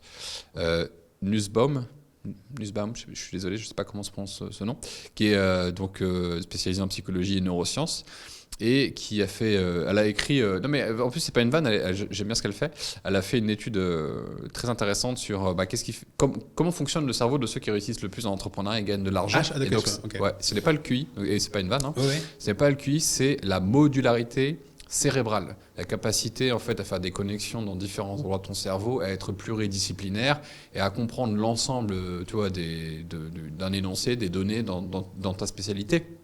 Par exemple, en entrepreneuriat, être capable de faire des tunnels de vente, des ads, de la prise de parole en public, de la prise de parole en caméra, de t'intéresser à l'art, de t'intéresser à faire des ponts en fait et faire des connexions. Et c'est ce qui fait que vous pouvez réfléchir mieux, réfléchir plus vite, prendre des décisions. Et voilà, je vous invite à lire ce qu'elle propose. Ça, c'est une forme d'intelligence, je pense. Oui. Toi qui n'es pas mesuré par le QI. Oui. En fait, souvent, je fais le coquin. Moi, je dis. Mais c'est pour ça que en fait, le QI ne fait pas tout. Non, mais je pense que le QI, en fait, moi, je dis souvent ça en faisant le coquin en disant c'est des QI à 2 chiffres, donc en gros, c'est des idiots. Oui. Mais en fait, c'est pas ce que ça veut dire. Oui. En fait, le quotient intellectuel mesure qu'une forme d'intelligence, qui est l'intelligence logique. Donc, tu peux être débile et avoir un QI élevé. Oui. Mais tu auras toujours une vie à l'image de qui tu es. En fait, c'est ça. Il y a différentes formes d'intelligence et être capable de faire des ponts comme ça, c'est une forme d'intelligence qui n'est pas mesurée par le QI. Tu as aussi l'intelligence émotionnelle qui est extrêmement importante. Donc tu peux être très intelligent socialement et émotionnellement, tu seras plus heureux que les autres, tu auras sûrement une meilleure vie qu'un mec qui est inapte socialement mais qui a un QI de 140. Quoi. Tout à fait. Voilà, petite aparté très intéressante en tout cas. Oui, j'ai commencé à lire un de ses livres et c'est vraiment très politiquement incorrect. Et le sous-titre de son livre, c'est « En finir avec la dictature des humanistes ». Ça devrait te plaire. Merci pour cette... Et, on mettra la référence. Et son livre s'appelle « L'art de l'excellence, en finir avec la dictature des humanistes ». Et c'est très intéressant. C'est pas mal ça. Le titre est... Oui, et c'est très incorrect, j'aime bien. Mais c'est backé par la science. Oui. C'est ça qui est intéressant. Je te propose qu'on termine rapidement sur l'État. Parce que oui, parce que bon, on a compris que c'était de la merde. Hein, on va enchaîner vite fait. Bon, je te montre quand même... je te montre celui-là quand même, parce qu'il est marrant. Sur ma mère, si vous vous organisez, vous faites sauter la mairie, vous faites sauter les institutions qui s'occupent pas de vous, vous prenez leur place et vous vous occupez réellement des gens. Bon, je l'en mets quand même. Sur ma mère, si vous vous organisez... Qu'est-ce qu'il dit? Sur ma mère. Oui. Sur Noël. Ouais. Député, hein. Ouais. Je sais député. Ah, il est député. Député, lui. Ah oui, je mets que des pépites, que des pépites. Il y a des gens qui ont voté pour ce mec-là. Le mec, il te dit sur ma mère. Alors. Il n'y a rien à dire de plus, hein.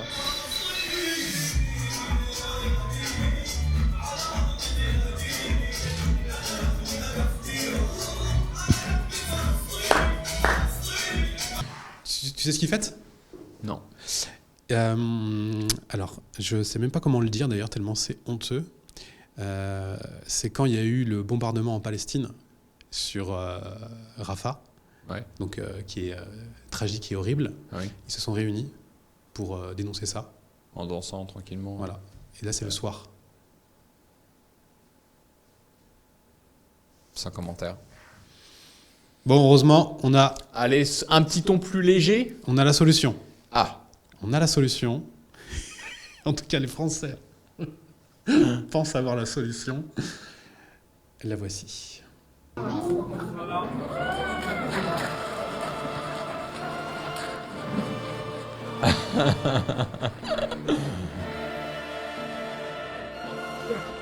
je pensais rentrer dans une loge, ce qui fait que je sois rentré comme ça. Merci beaucoup. Du coup, je suis un peu en avance. Donc, ça va? Bonne année. Merci d'être venu nous écouter, d'avoir bravé la pluie. Un 5 janvier. Donc les Français voient bien que leur pays part en sucette. L'insécurité, c'est incroyable. Il n'y a pas une semaine où il n'y a pas un OQTF qui met un coup de couteau à un mec et qui le tue. Ça c'est chaud. L'éducation, on sait que c'est de pire en pire. La santé, c'est de pire en pire. Il y a quand même des gens maintenant qui meurent dans les couloirs des urgences en France. Hein. Ils sont toujours saturés, je comprends pas. Écoute, c'était pas la faute du pourtant on a eu une alerte pour nous dire que c'était un sujet sur lequel on devait bosser, sur une population qui est vieillissante. Ouais. Peut-être que ça serait une bonne idée d'investir dans l'hôpital plutôt que d'envoyer des bombes. Des F-16. Tu vois, je sais pas. Ouais. C'est qu'un avis. Hein, après, voilà. Donc ça continue quand même. Et donc les gens disent il y en a marre. Et donc ils ont jeté leur dévolu sur un enfant. Ça se fait marrer, toi. On sait pas si c'est des rires désespérés. Non, mais je te jure, je trouve ça lunaire. Je trouve ça lunaire. Mais on est foutus. On est foutus. Je le trouve très précieux sur cette séquence. Oui, mais je l'avais jamais vu sous ces terres-là. Regarde, il a un ami. Alors, c'est ça. En fait, c'est quand même l'extrême hypocrisie de cette situation. Je vous ai traité de menteur tout à l'heure. Vous m'avez dit que j'étais irrespectueux. Mon chef, on parle que vous.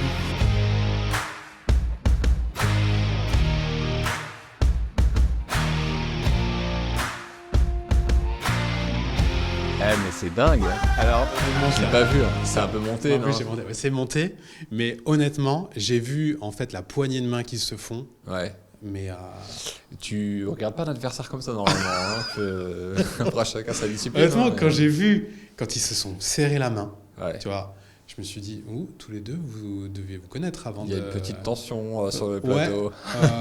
Ouais, non mais c'est un truc de fou. Voilà, c'est étonnant. Non mais c'est un truc de fou. C'est vrai que c'est étonnant. Et après peut-être le montage il fait beaucoup, mais non, c'est mais étonnant. Là, oui. Un adversaire politique, tu regardes le débat Mitterrand-Chirac, c'est pas la même. C'est pas la même. Alors pour résumer, on a quand même un mec qui est Premier ministre, donc à 33 ou 34 ans, toujours pas d'enfant, qui est homo, mais ça il fait ce qu'il veut évidemment, sauf que quand t'es homo, t'as pas d'enfant. Donc pour moi, ça reste un problème pour diriger la France. Et en face de lui, c'est la même chose, mais avec beaucoup plus jeunes. Oui. Et ils débattent pour l'avenir de la France. Voilà. Et là, il faut choisir entre les deux. Non, bah non, parce qu'il y a, il y a la Méluche qui est derrière aussi, qui pousse fort. C'est ça les alternatives. Qui ça? Bah Mélenchon. Ah oui, bah oui, bah, mais on a vu l'état du pays. Donc, Ouais. bon, Bah, tu veux mon avis sur tout ça? Bah, en fait, en ligne. alors si, il y avait une autre solution aussi dont on n'a pas parlé, bah oui, qui est beaucoup plus légère. En fait, moi, c'est pour ça que j'étais un peu déprimé cette semaine. C'est qu'en fait, peu importe le spectre, qu'il soit rouge, écarlate ou bleu très foncé, ils sont tous en train de se niquer les uns les autres. Et en fait, ils prêchent tous l'intérêt de la nation, l'intérêt supérieur du pays, etc. Faux. Et ils sont tous à la manœuvre derrière. Et c'est insupportable. Et c'est pour ça qu'après, quand on se mange sur les réseaux sociaux, sur LinkedIn ou sur Instagram, des injonctions à bien voter et des tribunes signataires pour tout ça, en fait. Ouais. Il n'y en a pas un pour rattraper l'autre. Donc, est-ce qu'on est arrivé déjà au stade ultime de boomer défraîchi et finalement on n'appartient même plus à cet écosystème tellement on se sent en dehors? Peut-être, je ne sais pas. Moi, je ne me sens absolument pas dans cet écosystème. Oui, bien sûr. Les deux là, qu'on vient de voir là, qui se font un câlin magnifique, voilà. Alors il y a des gens, ils sont tiens, c'est trop bien, eux, ils vont diriger la France, ça va être génial, un peu de retour à des choses normales ou je ne sais quoi. Le mec, il arrive, il met un poulain, il met une pouliche. Il arrive à avoir 5 députés européens. 2 jours plus tard, il y en a 4 qui sont plus là. Mais c'est énorme. C'est énorme. La meuf a fait campagne avec les fonds du parti pour 2 jours après lui dire « Allez, bisous !» En fait, c'est pour ça que c'est tellement déprimant que je pense qu'il faut vraiment se bouger le cul et penser à nous-mêmes, à sa famille, à ses projets. Donc, sinon, comment tu veux ne pas devenir fou avec ça? Comment tu peux préserver ta santé mentale? Parce qu'il n'y en a aucun, en fait, qui agit correctement et dans vraiment l'intérêt du pays, quoi. Voilà. Donc c'est chaud. Hein. Voilà. Donc voilà pourquoi nous ne sommes pas poétisés sur Daron du Bise. Alors on en parle parce qu'en fait c'est l'actualité. Oui. Et c'est vrai que là il fallait qu'on fasse un épisode un peu thème politique parce qu'effectivement l'enjeu est intéressant. Évidemment, puis en fait c'est quand même l'enjeu. En fait, je ne crois absolument pas en la politique. Enfin, si les gens veulent voter, votez. Si vous ne voulez pas voter, ne votez pas. Je trouve ça insupportable, les injonctions à aller voter. Oui, ça c'est insupportable. Vous devez aller voter, c'est important, mais ta bouche, les gens faites barrière à Jean-Pierre Pellepol-Jacques, c'est insupportable. Voilà. Il y a un truc qui est impossible à faire, mais en fait, si on voudrait que le système change réellement, il faudrait qu'il y ait 0 personne qui aille voter. Donc, tu n'as aucun bulletin dans l'urne, tu es obligé de changer le schéma. Oui, bien sûr. Alors après, ça serait avant, parce que en fait, ce que les gens ne savent pas, c'est que, par exemple, le calcul de faire sauter l'Assemblée nationale, il y a eu des sondages qui ont été faits, et Macron, quand il fait ça, il ne fait pas ça au doigt mouillé. Hein.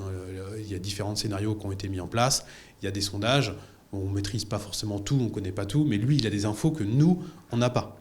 Donc lui, en fait, il a fait un arbitrage entre différentes situations probables, tu vois, il a arbitré, il a pris la meilleure décision.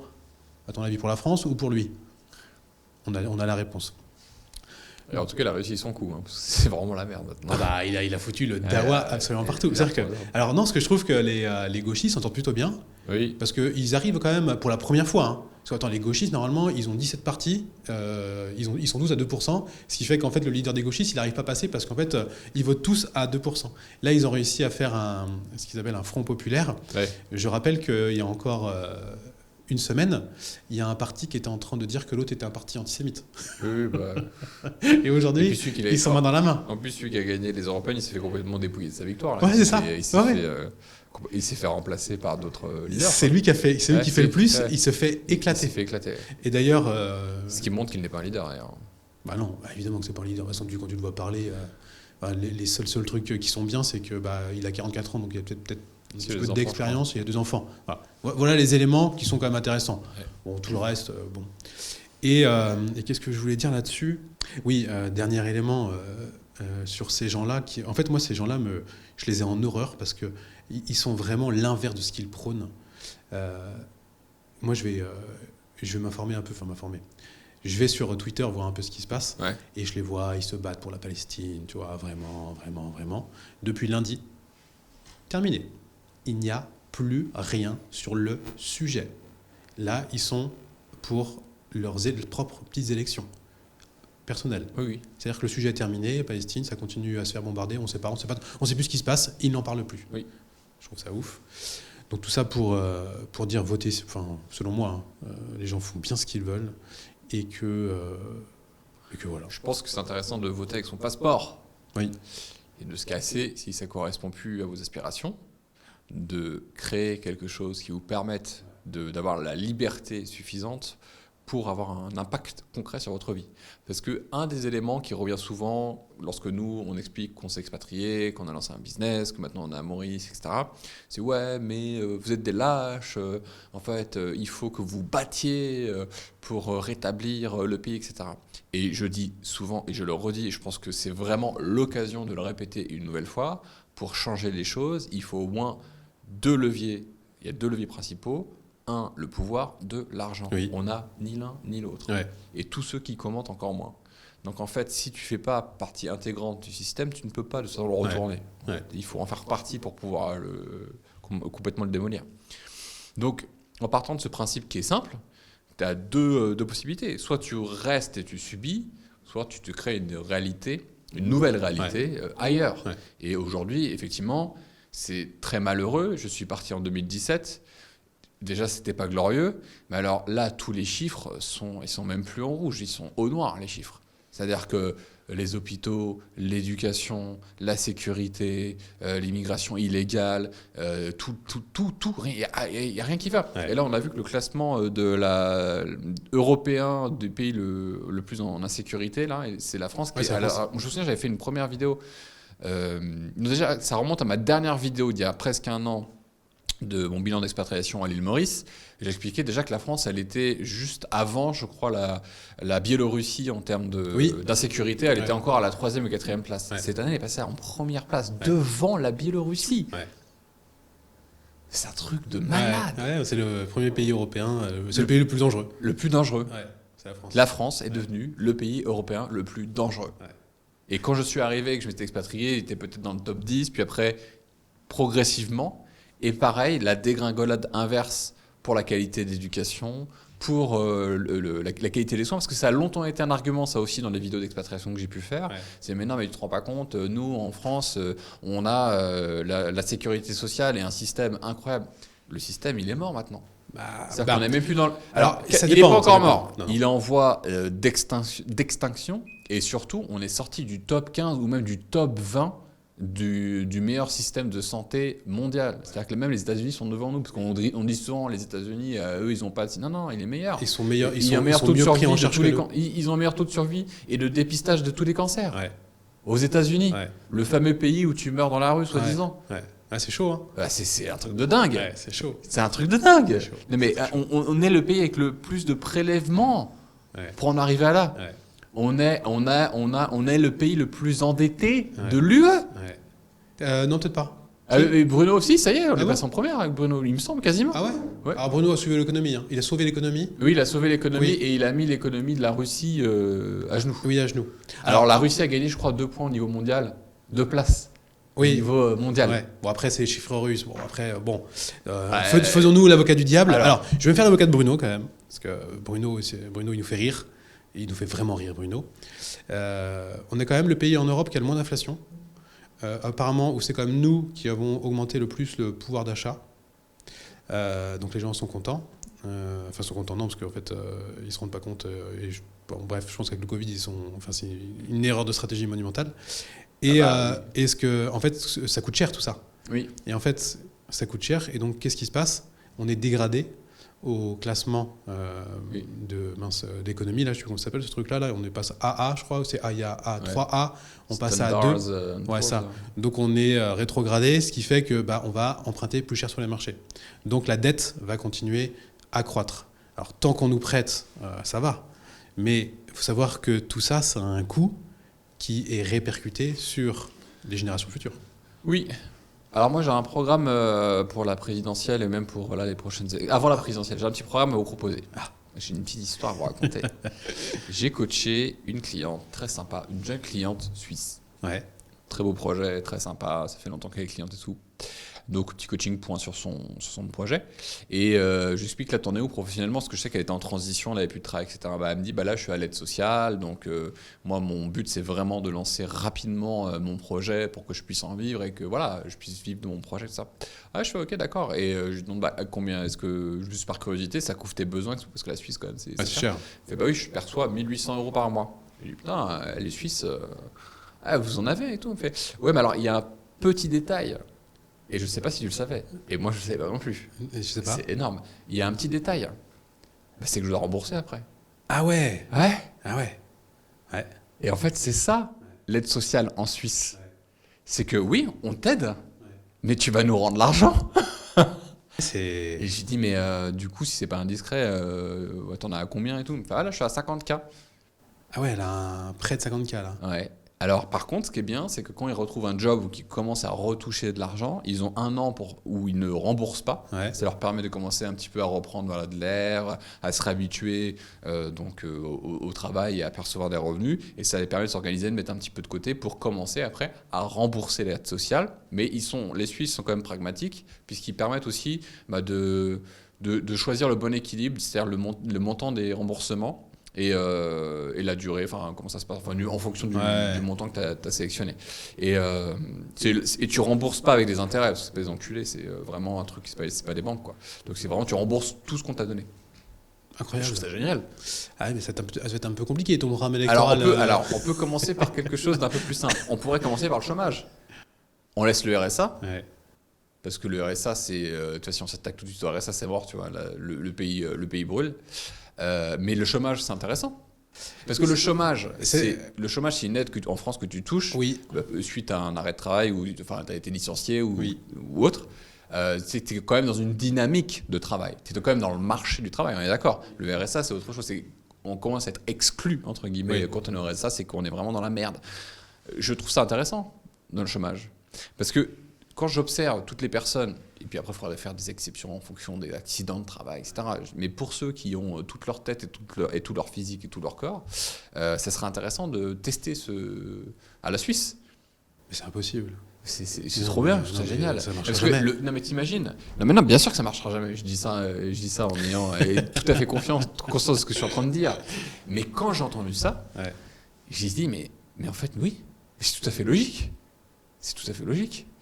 Ouais, mais ça te donne une vision de l'argent qui n'est pas du tout la même. Il faut un peuple intelligent. Il y a une personne là qui me suit qui est expatriée au Luxembourg. Donc c'est minuscule le Luxembourg. Oui.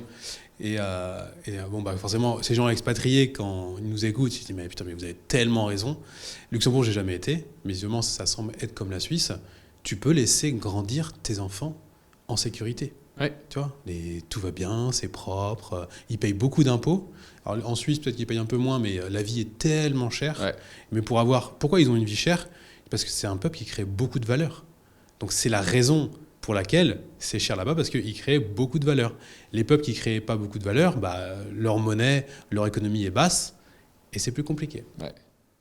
Et je sais pas, quand j'ai entendu ça, à la fois j'étais waouh, chaud, tu vois, j'ai eu de l'empathie en disant bon, il va falloir sortir l'argent, tu vois. Et de l'autre côté, je dis mais en fait, c'est extrêmement juste comme positionnement. Parce qu'en fait, quand tu es en pleine possession de tes moyens, que tu n'as même pas 30 ans, que tu as plein de projets en tête et que tu veux te bouger, c'est une semi-carotte, c'est la carotte. Mais attention, si tu restes trop longtemps, bam, tu vois, ça va te coûter cher. Ouais. Donc je pense que en termes de dynamique, ce que ça insuffle dans la vision de l'argent et l'énergie autour de l'argent, je trouve ça très positif. En fait, ça te responsabilise. Énormément. Et nous, on ne fait que déresponsabiliser les gens. C'est toujours la faute des autres. Je voyais un contenu hyper tendancieux sur Internet, c'était à la télé, je crois que c'est sur les grandes gueules sur RMC, et c'était sur les remboursements des soins et compagnie. Et il y a un mec qui dit oh là là, attention, il faut mettre, il mettait un haut là, il dit si on continue comme ça, un jour, t'as fumé, tu devras payer pour te guérir du cancer des poumons. Tu vois, du style, attends, c'est évident qu'on doit soigner tous les gens, même s'ils ont fumé et tout. Ah bon ?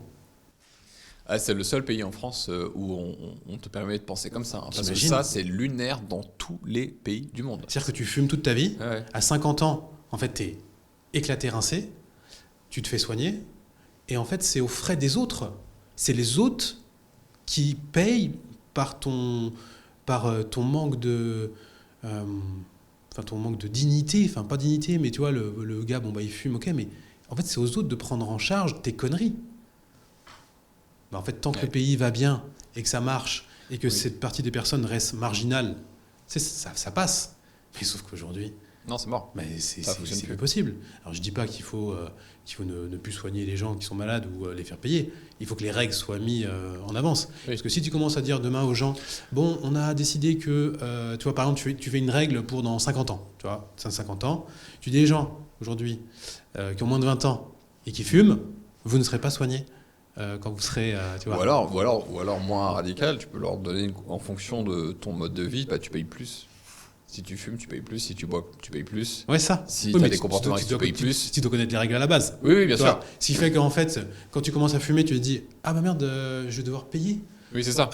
Attends, ça va peut-être m'aider à arrêter de fumer. C'est ça en fait. Oui, est-ce que vous êtes fumeur, bah vous avez 10% de remboursement en moins, tu vois. Ouais, ça. Qui serait plus à votre charge. Donc là, tu vas commencer à te dire attends, est-ce que je dois fumer? D'ailleurs, c'est la stratégie de l'État pour que les gens arrêtent de fumer, c'est d'augmenter le prix du paquet. Oui. Donc c'est bien un problème d'argent. Donc si on te dit à la fin tu dois payer pour te faire soigner, peut-être arrêter de fumer.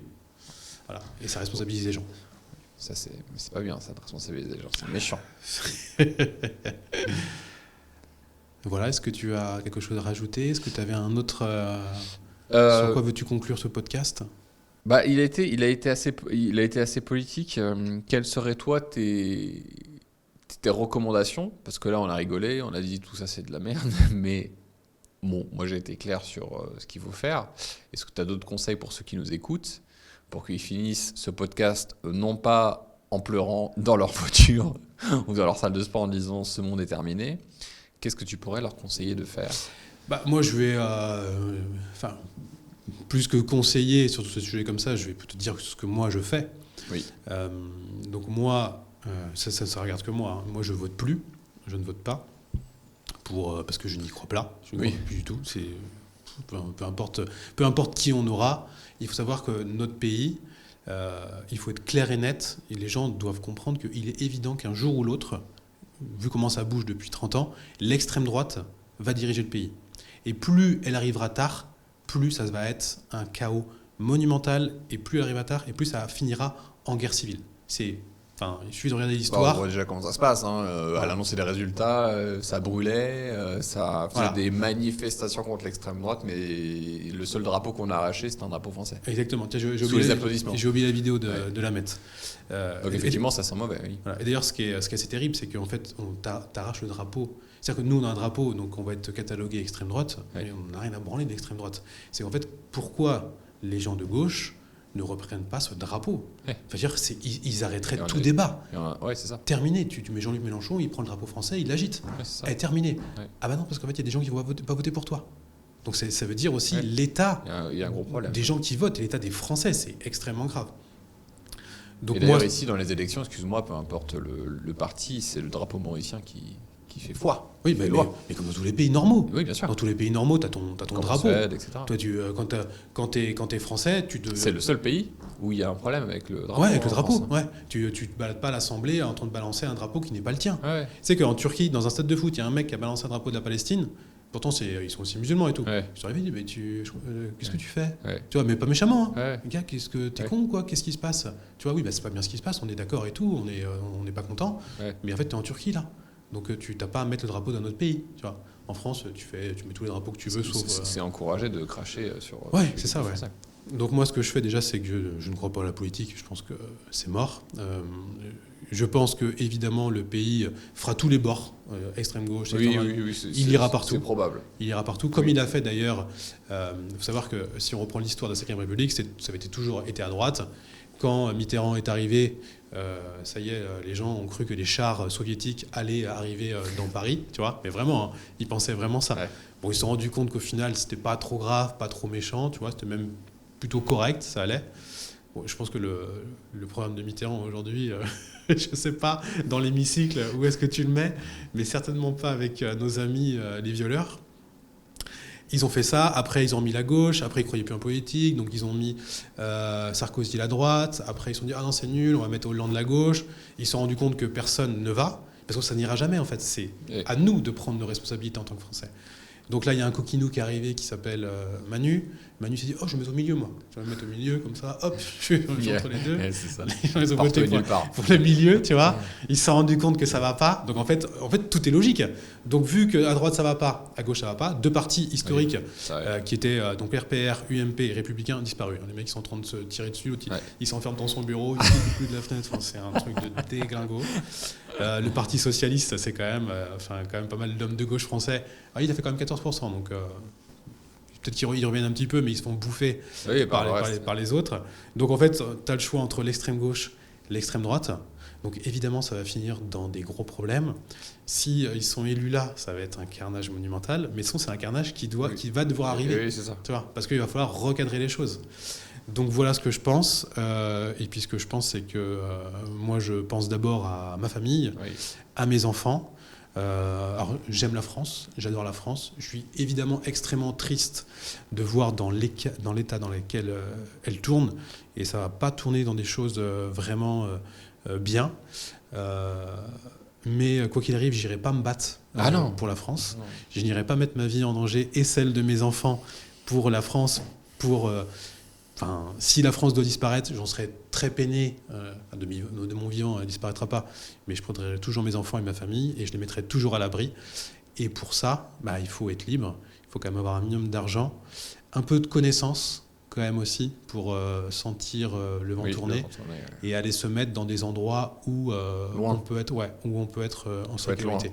Surtout en sécurité. Oui, loin et en sécurité, parce qu'effectivement, si vous restez un peu trop près de la France, vous savez, ça peut aller très très vite. Donc, si tu es à Andorre, c'est un peu léger, quoi. On peut vite aller te chercher. Non, mais aujourd'hui... Alors que si tu es au Costa Rica ou à Maurice, c'est déjà plus compliqué. Ouais, après, tu as aussi aujourd'hui, ça paraît lunaire de dire ça, mais on est quand même sous une menace nucléaire possible. Tu vois, c'est un truc de fou. C'est que les Russes ont remis leur sous-marin nucléaire à la Havane. Donc la même crise, on n'en parle pas beaucoup, mais c'est la même crise qu'en 62 où il y a eu une grosse tension qui a duré, je crois, un mois ou deux, sur le fait que les Russes balancent une bombe nucléaire sur les États-Unis, tu vois. Donc les États-Unis étaient aussi prêts à leur en balancer une. Je crois que c'est le moment de l'histoire où on était le plus proche d'une guerre nucléaire. Bon, ils ont réussi à s'arrêter. Les Russes, là, ils renvoient à Cuba, donc à quelques centaines de kilomètres de la Floride, leur sous-marin nucléaire.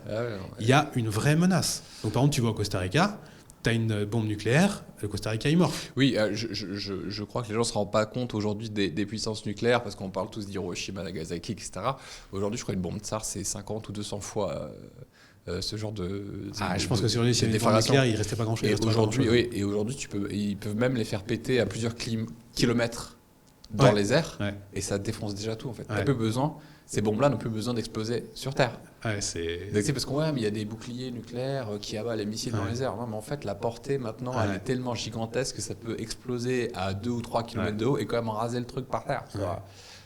C'est chaud. Parce que je suis tombé dessus par hasard. Tu sais, j'aime bien les trucs de science expliqués aux teubés comme moi, sur justement les échelles de puissance, sur plein de trucs, sur l'univers. Moi, j'adore découvrir les dingueries de l'univers. Je trouve ça incroyable. Et les échelles de temps infinies, parce que le temps n'est toujours pas fini, c'est infini, jusqu'à quand, etc. Et de remettre ça sur l'échelle. Et là, justement, j'étais tombé sur une vidéo YouTube qui expliquait l'évolution des puissances nucléaires et des bombes nucléaires, etc. Parce que je parlais de la bombe tsar, là. Je crois que ça s'appelle comme ça. Et c'est énorme, bordel. C'est une énorme bombe. Et celle qu'ils avaient fait un premier test, elle était chargée qu'à 50% de ce qu'elle pouvait faire. Et là, il les faisait exploser à 1 ou 2 km. En hauteur. En hauteur, t'éclates le truc. Putain, c'est chaud. Malade. Mais vraiment, genre, je pense qu'avec une bombe comme ça, tu peux rayer la moitié tu vois, si tu as fait péter en France, tu peux rayer la moitié du truc. Oui, c'est un truc de malade. Mais vraiment. Oui, si tu avais une bombe sur Paris, c'était la France qui a rasé. Il faut vous réveiller. C'est un truc de vraiment aller voir. Parce que les gars qui disent Macron il se bat pour nos libertés. Non. Mais ça, c'est comme la rhétorique insupportable que les gens commencent à croire qu'en fait Poutine il veut envahir la France. Parce qu'il faut bien raconter une petite histoire. Non mais en fait, tu sais, quand il a sorti la première fois, en fait, si tu comprends un petit peu, tu te dis, gars, ça n'a aucun sens. Déjà, il en a aucunement les moyens militaires, Il peut pas. On n'est pas sous Napoléon. Hein. Il peut pas avoir plusieurs fronts. C'est pas l'Empire romain. Hein. Ils peuvent pas mener plusieurs fronts avec la technologie qu'il y a aujourd'hui. C'est impossible. Donc déjà, pour qu'il passe en France, faut qu'il nique la Pologne, qu'il arrive en Allemagne, il fasse l'Autriche, il fasse la France. Et puis tout le monde regarde ça en disant on va se défendre avec la bombe nucléaire. Ouais. Mais comment quelqu'un de sensé aujourd'hui peut croire à cette rhétorique? Oui. C'est un truc de là, fou. Dans la tête des gens, tu sais, c'est la seconde guerre mondiale. Tu sais, sur les mitraillettes. Ouais, ça, comme dans les films. Regarde les films. Si tu regardes, et je vous encourage à pas aller le voir parce que je suis tombé dessus par hasard et ça m'a choqué. Déjà, une guerre au front ukrainien-russe, tu te fais éclater par des drones. Hein. C'est une guerre de drones. Ouais. C'est-à-dire que si tu fais partie de l'infanterie, bonne chance parce que franchement, c'est infâme ce qui se passe. Ouais, j'en ai vu. Suffit d'aller en Palestine. Hein. Oui. Tu vas en Palestine, les mecs ils se font shooter du haut. Hein. C'est horrible. J'ai vu une vidéo. Donc c'est fini tout ça, genre allez charger, machin. Non. En fait, on n'aura même pas le temps de voir, on sera déjà tous morts. C'est vraiment horrible, il faut en avoir conscience. Ouais. Et d'ailleurs, tu vois, les gens aussi, ce qu'ils ne comprennent pas, c'est qu'avec la puissance qu'ont des États, par exemple comme Israël ou la Russie, si vraiment ils voulaient, si la Russie voulait raser l'Ukraine, mais ça serait déjà terminé. Hein. Oui. Mais même sans bombe nucléaire. Hein. Et idem, je maîtrise un peu moins Israël, s'ils voulaient vraiment raser Palestine, ils éclatent tout. Hein. Il n'y a même pas besoin de mettre de mecs au sol. Hein. Ouais, c'est ouf. Et je voulais finir sur un truc parce que ça m'a quand même inspiré ce que tu disais. Et oui, donc effectivement, il y a un sujet géographique, donc à bien choisir le lieu qui pourrait vous accueillir. Mais bon, tu as donné encore un exemple de dingo. Tu te dis, Costa Rica, t'es tranquille. Non, là, tu vois, il y a Poutine qui a renvoyé des sous-marins nucléaires juste pour envoyer un message, c'est chaud. Je crois qu'à Maurice, on serait quand même assez protégé. Maurice, on est loin. On est loin. Bon, après, il faut aller en Australie. Mais en Australie, tu rentres pas comme ça. La politique migratoire est assez resserrée. Je sais pas à quels endroits tu peux aller. Bon, je pense honnêtement, il y aura jamais de. T'es assez isolé en Australie. Non, mais je pense que tu n'auras jamais de bombe nucléaire quand même. La bombe nucléaire, c'est la fin du monde. Oui, c'est la fin du monde. Donc, je pense que ça peut pas arriver quand même. Même si ça doit arriver à un endroit du monde, ça dépendrait de l'intensité. Et peu importe où tu es sur le globe, de toute façon, tu aurais des répercussions. Oui, c'est un reset total. Un reset total. Ouais, économique ou autre. Qui changerait tout le paradigme humain. Donc bon, vaut mieux se trouver loin de ces endroits-là. Mais quoi qu'il arrive, je pense que ça serait quand même le chaos. Quoi. Mais oui, c'est la fin de... C'est la fin d'un chapitre. Il est sympa ce podcast. Voilà. Tout ça pour vous dire, allez sur YouTube, allez regarder les vidéos de gens qui sont expatriés. Il y a le Costa Rica, il y a l'île Maurice, il y a Dubaï. Il y a maintenant d'autres régions autour de Dubaï qui ont la cote, Abu Dhabi, d'autres régions aussi. Et il y a l'Amérique latine. T'as quoi d'autre en Amérique latine qui est sympa ? Après, ça dépend pour quelle raison, si c'est fiscal ou autre. C'est pour aller voyager, voir un petit peu ce que peut vous offrir une vie alternative. Parce que en France, on est quand même. Je pense pas que ce soit le meilleur moment pour développer une activité en France si vous êtes sur Internet, que vous avez la possibilité de voyager. Oui. Là, en ce moment, je vois pas quelque chose de positif, arriver sur 10 ans en France. Si tu regardes tous les critères. Ça dépend. Alors, prenons tous les critères. Critères sécuritaires. Alors, attends. Premier critère sécuritaire, aussi faisons attention. Oui, il y a une montée des crimes, une montée des délits, mais ça touche essentiellement quand même les grandes villes. Oui. Donc, il y a quand même des régions encore qui sont épargnées. Hein. Tu te mets à la campagne, t'es tranquille quand même. Oui, mais il y avait quand même. Alors, je ne sais pas ce qui est devenu cette idée de Manu, mais il était question en fait que toute l'immigration illégale du pays soit redistribuée de manière beaucoup plus uniforme. Tu vois, comme il dit, c'est tellement la merde dans les grandes villes. Faisons ça partout. Oui, c'est mieux. C'est mieux. Donc, combien de temps ça va durer aussi, ce truc-là, tu vois ? Oui, non. Je sais pas, mais en tout cas, je pense que pour encore les 10 ans à venir, on est quand même encore assez tranquille. Enfin, je te dis ça. Ouais. J'ai pas le même avis. Et en plus, moi, je me posais la question. Je réfléchis souvent au sens de la vie. Je réfléchis souvent à la vie que j'ai, la vie que je mène. J'observe beaucoup mes enfants aussi, mes amis, etc. Et je me suis sincèrement reposé la question encore cette semaine, c'est est-ce que je pourrais avoir mieux que ce que j'ai aujourd'hui ? Pas du tout. J'ai une vie extrêmement plaisante, tranquille, faite de beaucoup de moments de joie, de beaucoup de confort.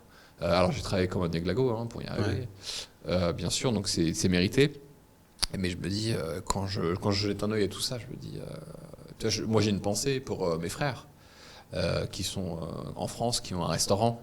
C'est un métier extrêmement difficile, qui sont éclatés d'impôts, où t'es pas à l'abri quand il y a une manifestation ou autre, ils se font éclater leur vitrine, comme les gens font, vider leurs caisses, etc. Il y a eu des régions où des restaurateurs ont été braqués. Enfin, t'es vraiment exposé en direct. Ils n'arrivent pas à trouver de personnel, on en parlait dans un autre podcast. Aussitôt recruté, aussitôt dégagé, ou abandonné de poste. Il faut savoir qu'en restauration, je crois que c'est un recruté sur 2 qui ne se présente pas. C'est même pas c'est un entretien d'embauche sur 2 qui ne se présente pas à l'entretien en restauration. 1 sur 2.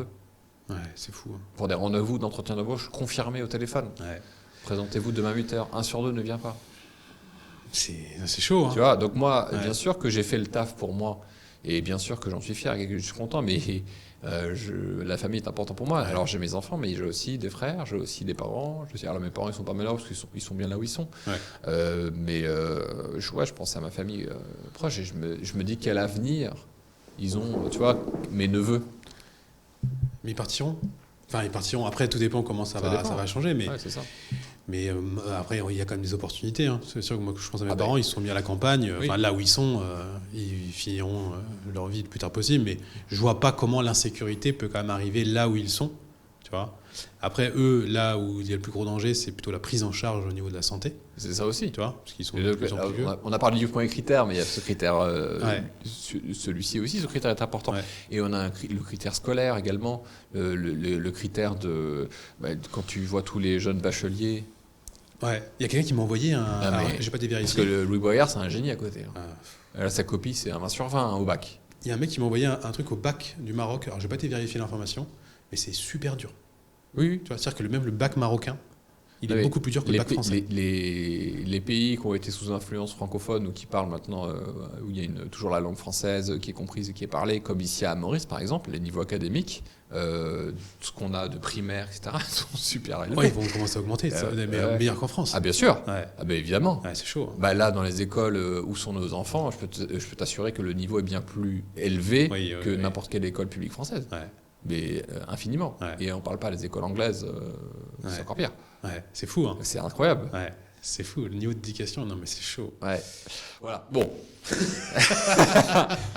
Le pire, c'est qu'en fait, de rien pour ce podcast. Tu sais, quand on dit ça, honnêtement, je me dis, mais non, tu sais, j'ai pas envie d'y croire.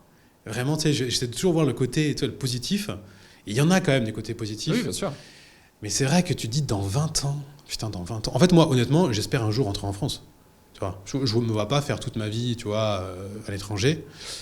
Mais quand je vois les conditions dans lesquelles elles sont... Moi, j'ai toujours beaucoup de joie quand je retrouve ma famille, mes parents, et que surtout là où ils sont installés, près de Fontainebleau, c'est quand même des régions qui sont superbes.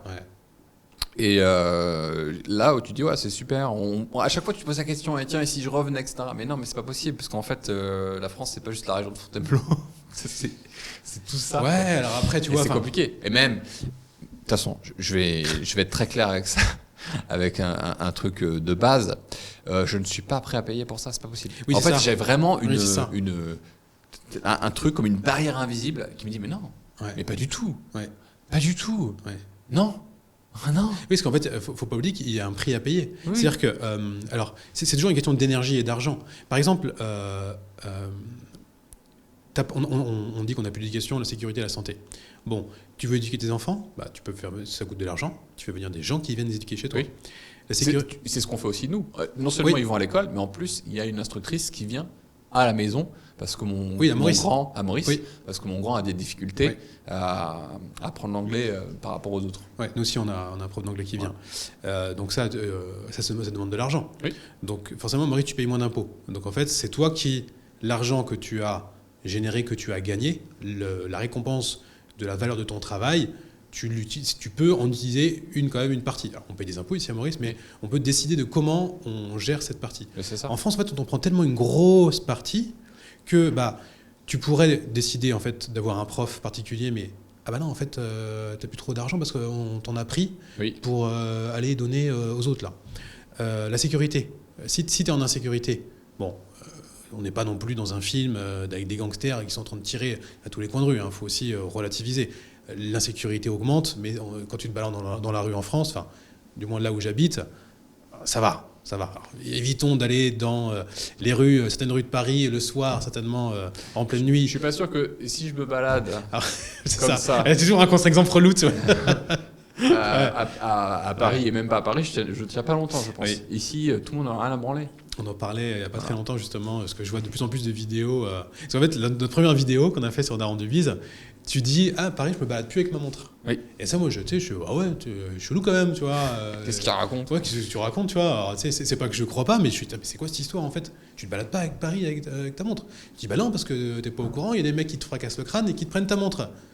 Tu sais, puis, je te crois, mais tu vois, vu que j'ai pas intégré l'info, tu dis j'ai quand même été regardé.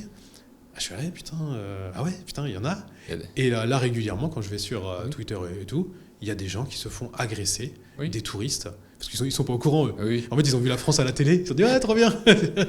Ils se battent avec leur montre. Et il y a des gangs qui arrivent et qui leur piquent leur montre. Tu fais, putain, mais c'est un truc de fou. Ils ont vu Ratatouille sur Disney, ils se sont dit, ça va être pareil. Puis après, ils se font éclater. C'est une maladie, les Japonais, là. Enfin, c'est pas une Ouais, maladie, mais un syndrome. Le syndrome du Japonais déprimé à la découverte du vrai Paris. Et il y a des psys spécialisés pour les accueillir et les mettre en PLS. Installez-vous, ça va aller. La France qu'on t'a vendue, gars, ça n'a rien à voir. Ça n'existe pas du tout.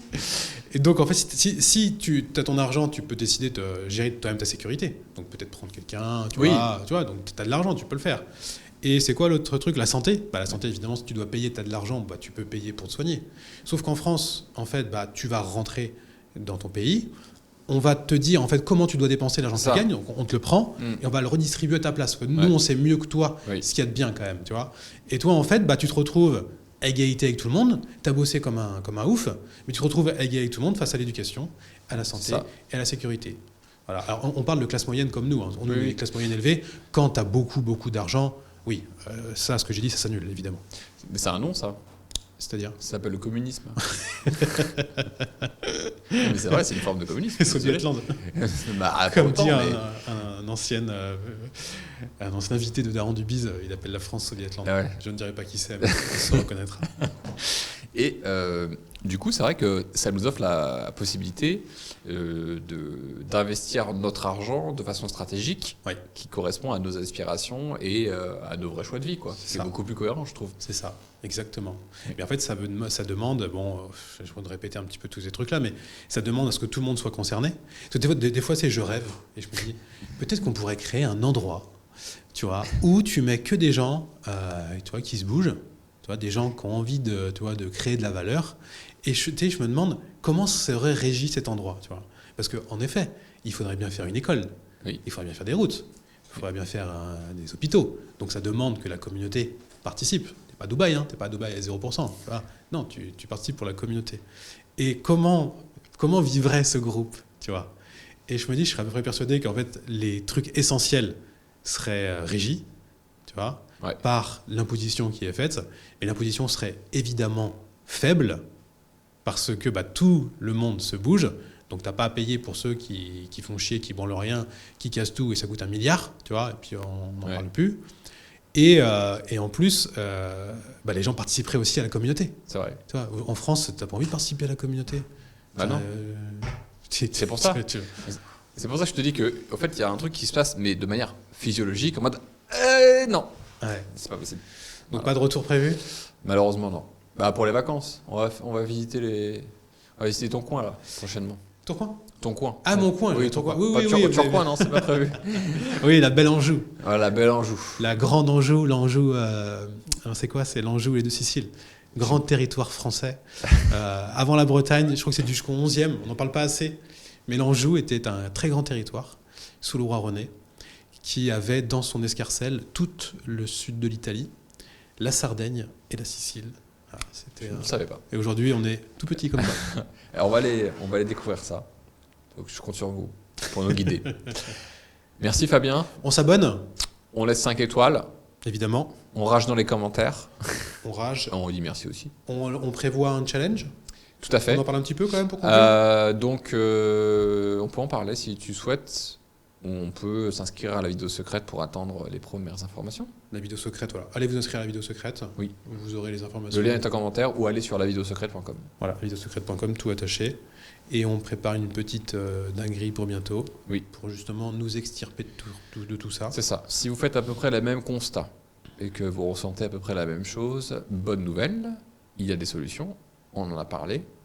Créer son système, créer son business en ligne le plus possible pour pouvoir bouger géographiquement et trouver l'endroit le plus safe pour vous, le plus agréable à vivre, où vous pouvez gérer et maîtriser votre argent. Voilà. Et ça sera gratuit. Oui, pendant 5 jours. Voilà. 5 jours, on va vous coacher tous les jours pour vous aider. On en reparle bientôt. Bisous. Bisous.